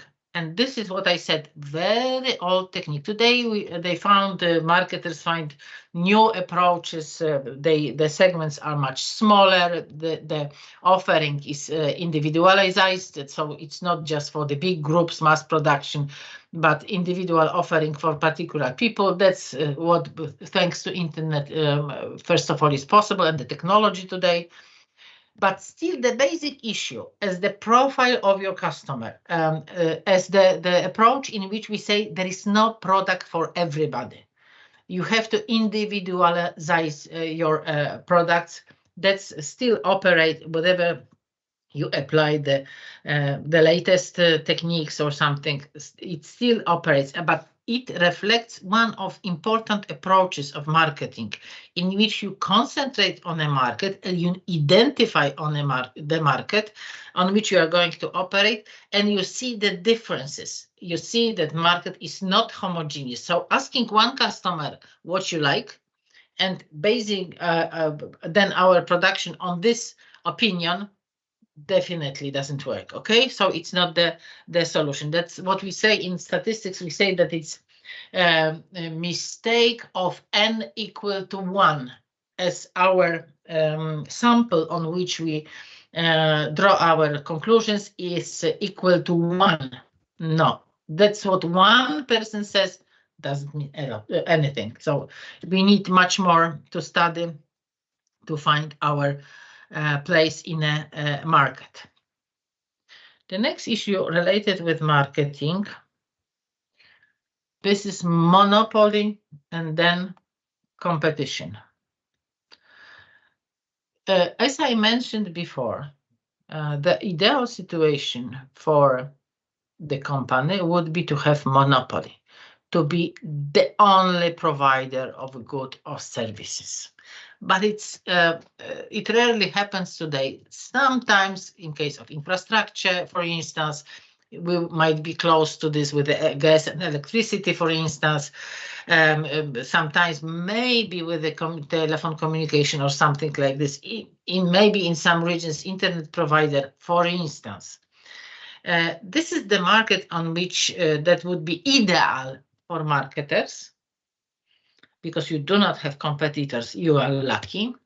From the perspective of customers, there is a risk that if there is no competition, monopolies control price. The price may be high, okay, because there is no competition, and the monopoly can ask for high price thanks to this.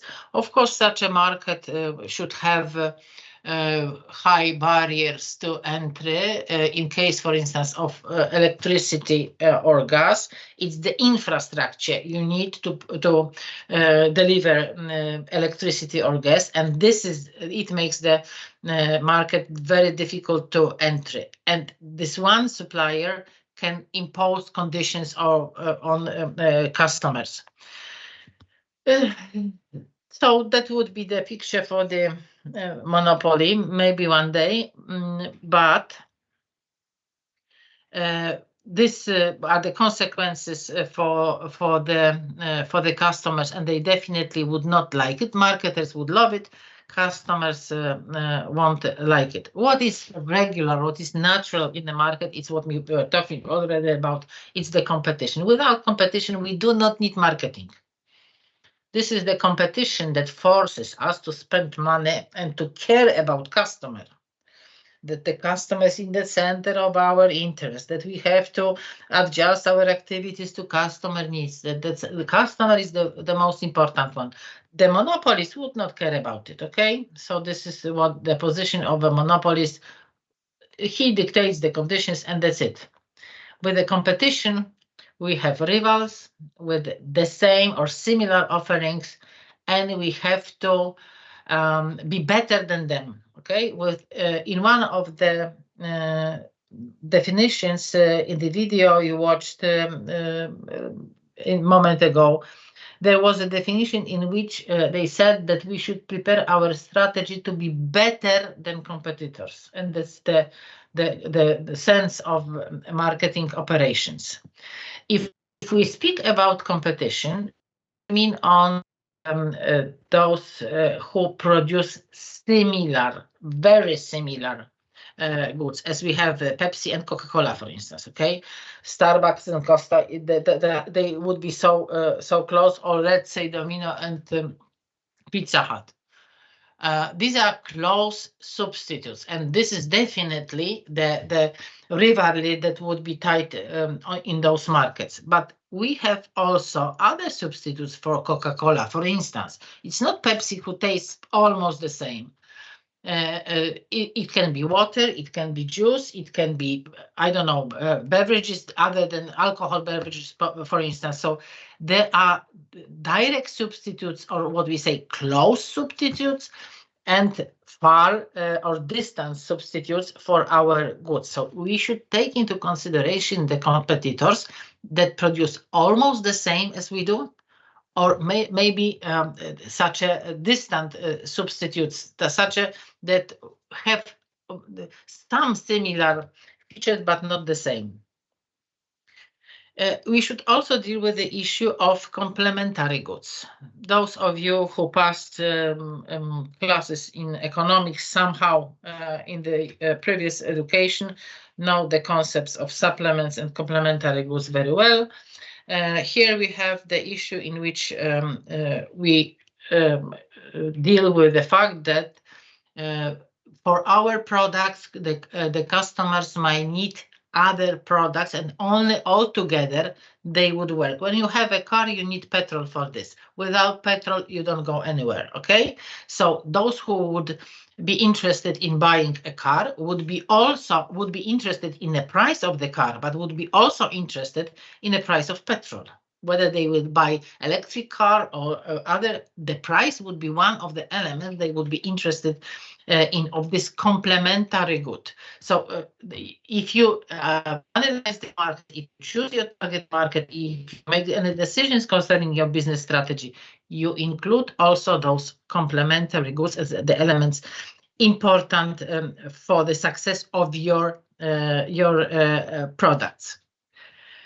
Also, when you have the customer in the very middle of your interest, and you have this family budget you want to get money from and to make your profit, it's something like this, that the same parts of the family budget can be used for different purposes. For instance, what we use for entertainment or relax or holidays or whatever, spending on this can go from the same budget, the same part of the family budget, as for instance, TV sets or electronics they buy for home. So when family decides what to buy from the, let's say, extra money they got, they may go for holidays to the tropic islands, or they may buy new TV set, for instance. So either you go to the tropics and you see what they look like, or you sit in front of your TV and you watch it on a screen. And that's the choice that from one pocket, one part of a budget, the customer may spend money on a different way. So when you, for instance, communicate about your TV sets and you want to sell them to the customers, you may tell them that you don't have to move out of your home. You can stay on your couch and you can watch the tele and you don't have to move. Do not worry about late planes. Do not worry about insects or other diseases that may happen. You just sit comfortably at home, enjoy your life and watch the tropics on tele. You compete with, we can say, quite distant products. So this is something that we should know what's the structure of a family budget, depending, of course, of the level of income, members of the family. You should know probably who takes decisions in this family, whom to ask, whom to direct your adverts to, depending on what you said, depending on the kind of family stage of development or whatever. So we have to know quite a lot about the needs of our customers, about how they distribute their income, what are their priorities, and so on and so on.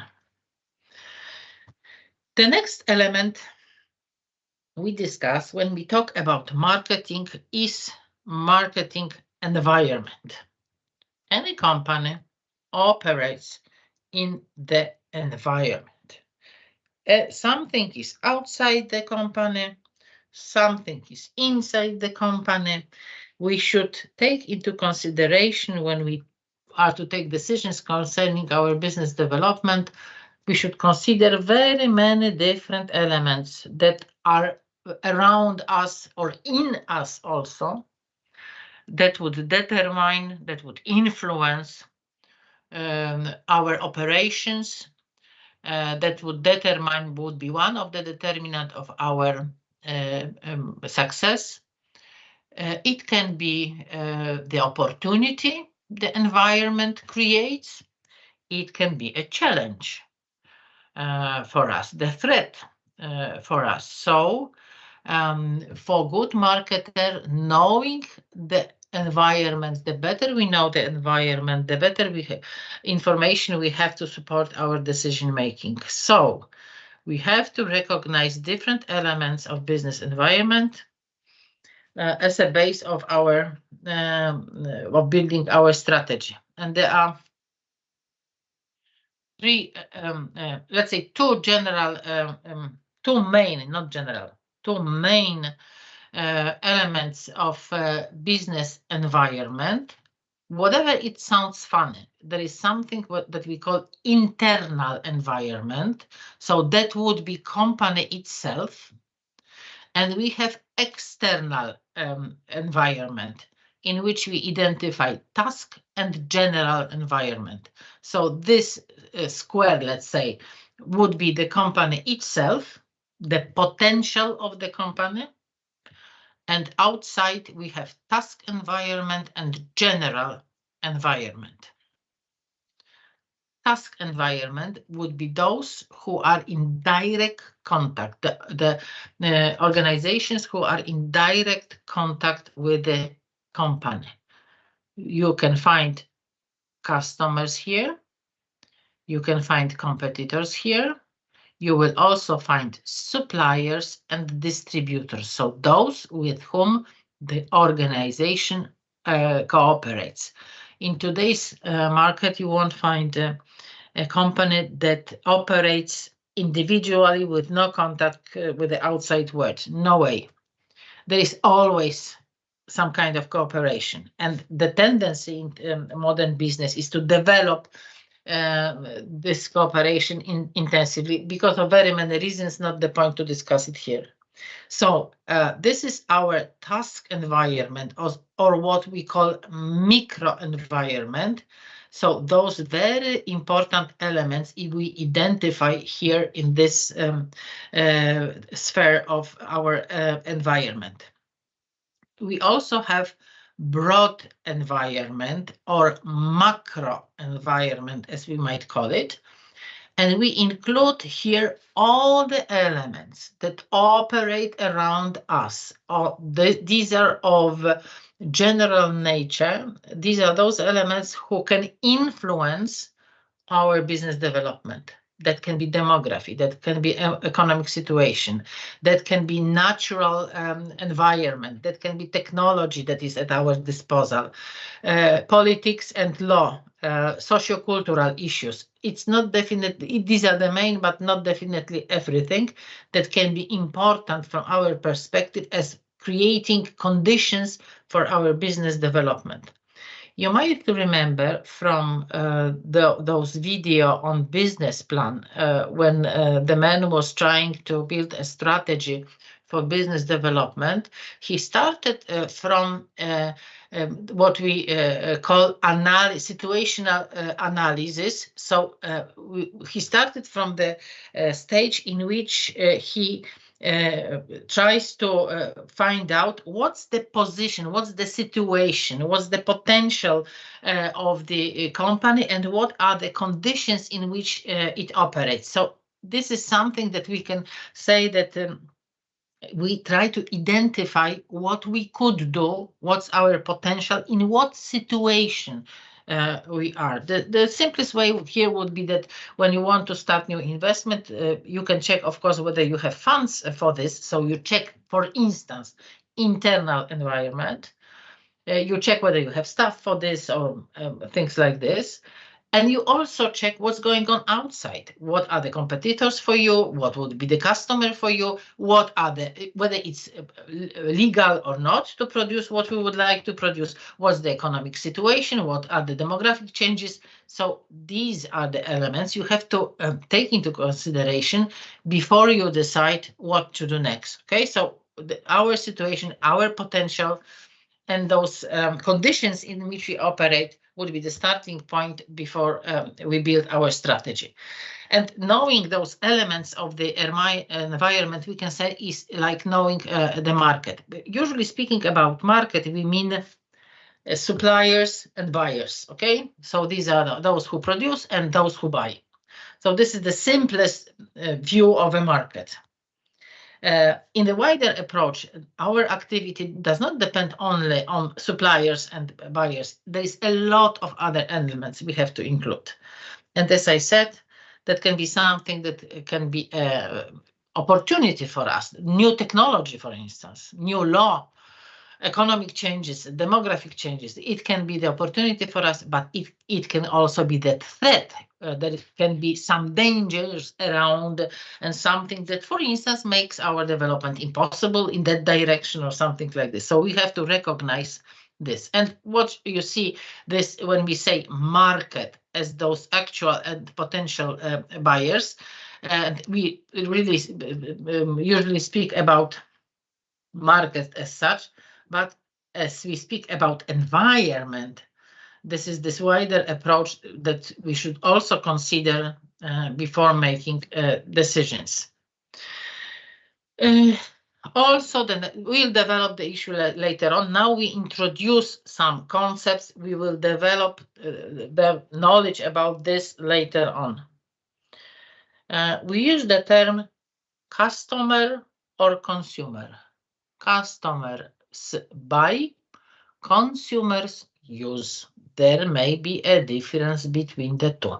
It can be the same person, it can be the same company, if we talk about business-to-business relations, but it can be something different. The food for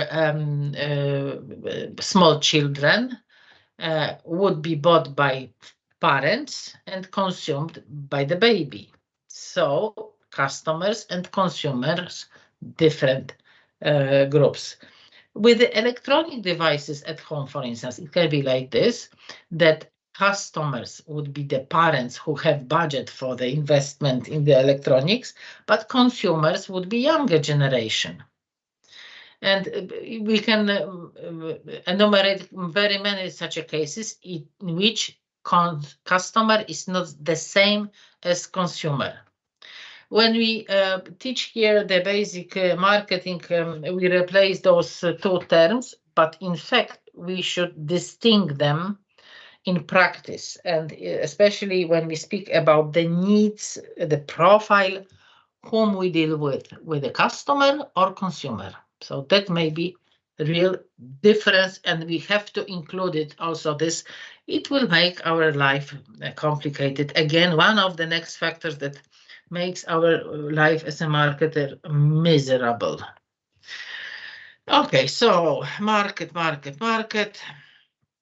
Okay. When we say about market, we see individual customer or consumer and the producer. What about business to business relations? So there are different kind of consumers or customers. That's one point here. But also there are different flows between those two major elements of the market. Market means here buyers. Okay, I think it's clear because we replace those terms. But to be clear, here are the flows between the two producers or sellers and buyers. When we talk about communication, we mean this one of the elements of marketing tools. But we also replace, we change those goods or services. Money would also be transferred. Also, the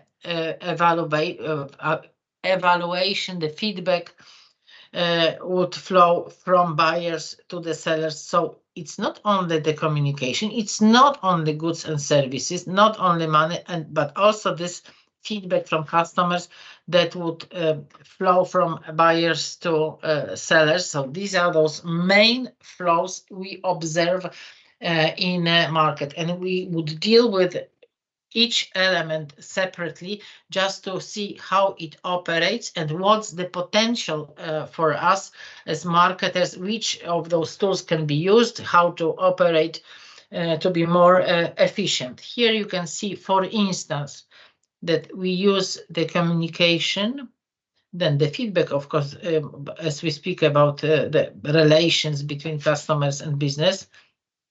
We speak about communication, okay?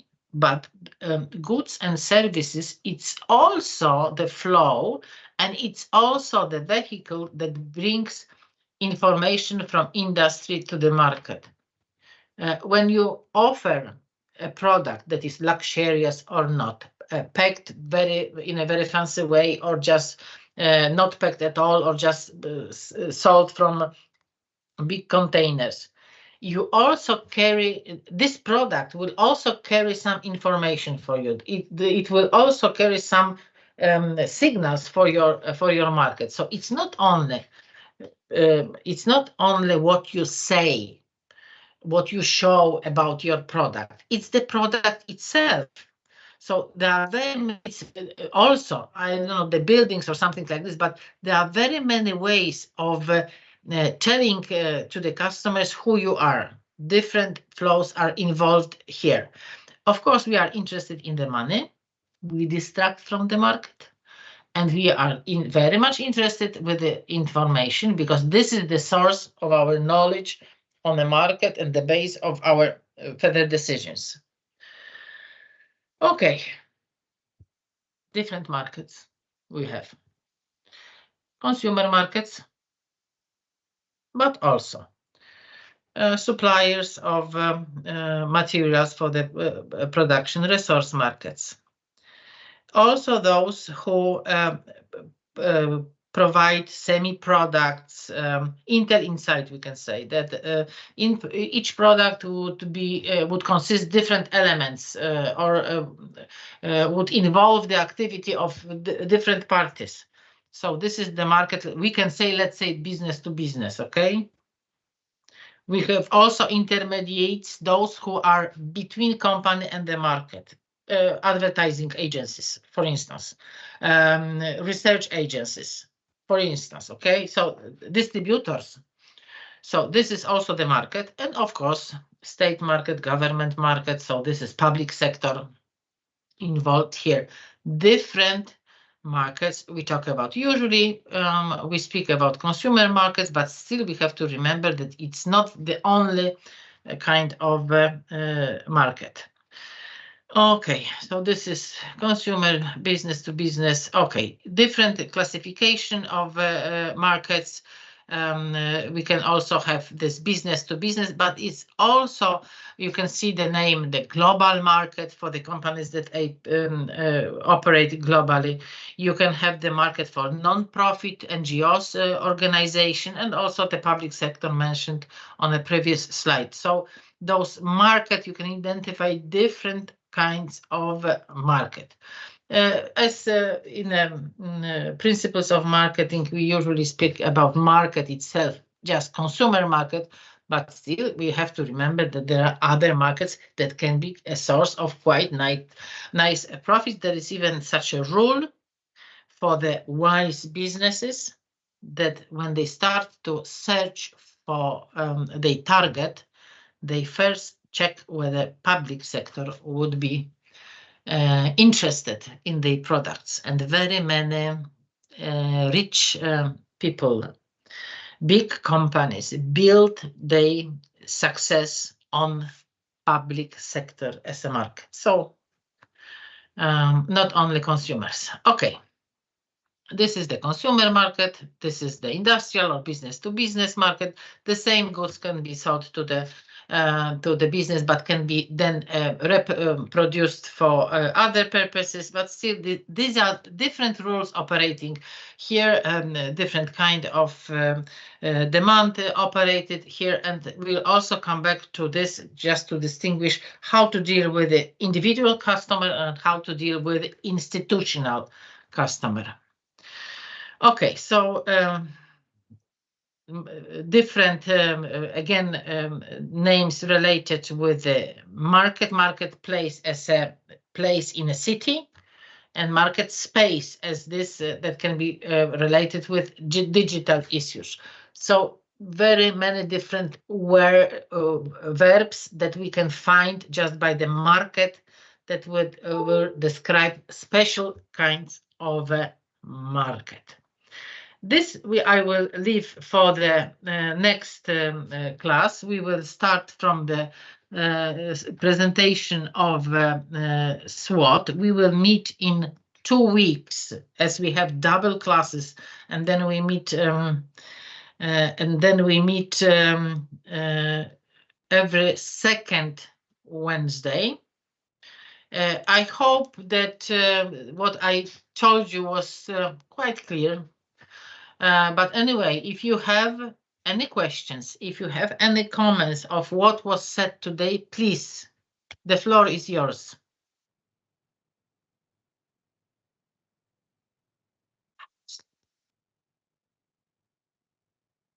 Okay. Not sleeping. Is it clear what I was telling you? Is it understandable for you? Yes. Yeah. It is. Yes. Okay. Do you have any questions, any comments? Nothing. No. Not really.